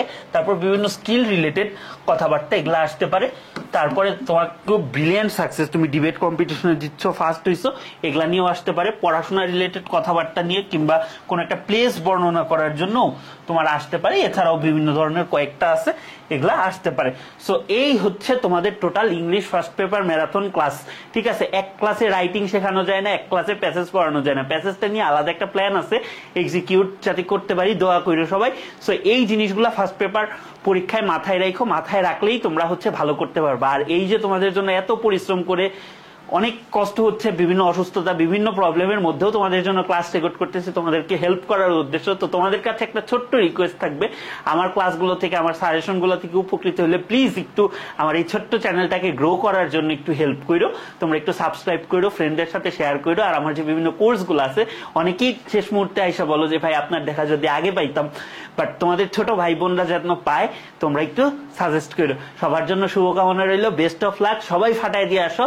আর সেকেন্ড পেপারের জন্য আমাদের যে জিনিস দেওয়া আছে, খালি আইসা ওই ক্লাসটা দেখে বা স্লাইডটা দেখে পরীক্ষা দিতে যাবা, 90% আশা করি পায়ে যাবা। সো ভালো থাকো সবাই, সবার সাথে দেখা হবে নেক্সট কোনো ক্লাসে।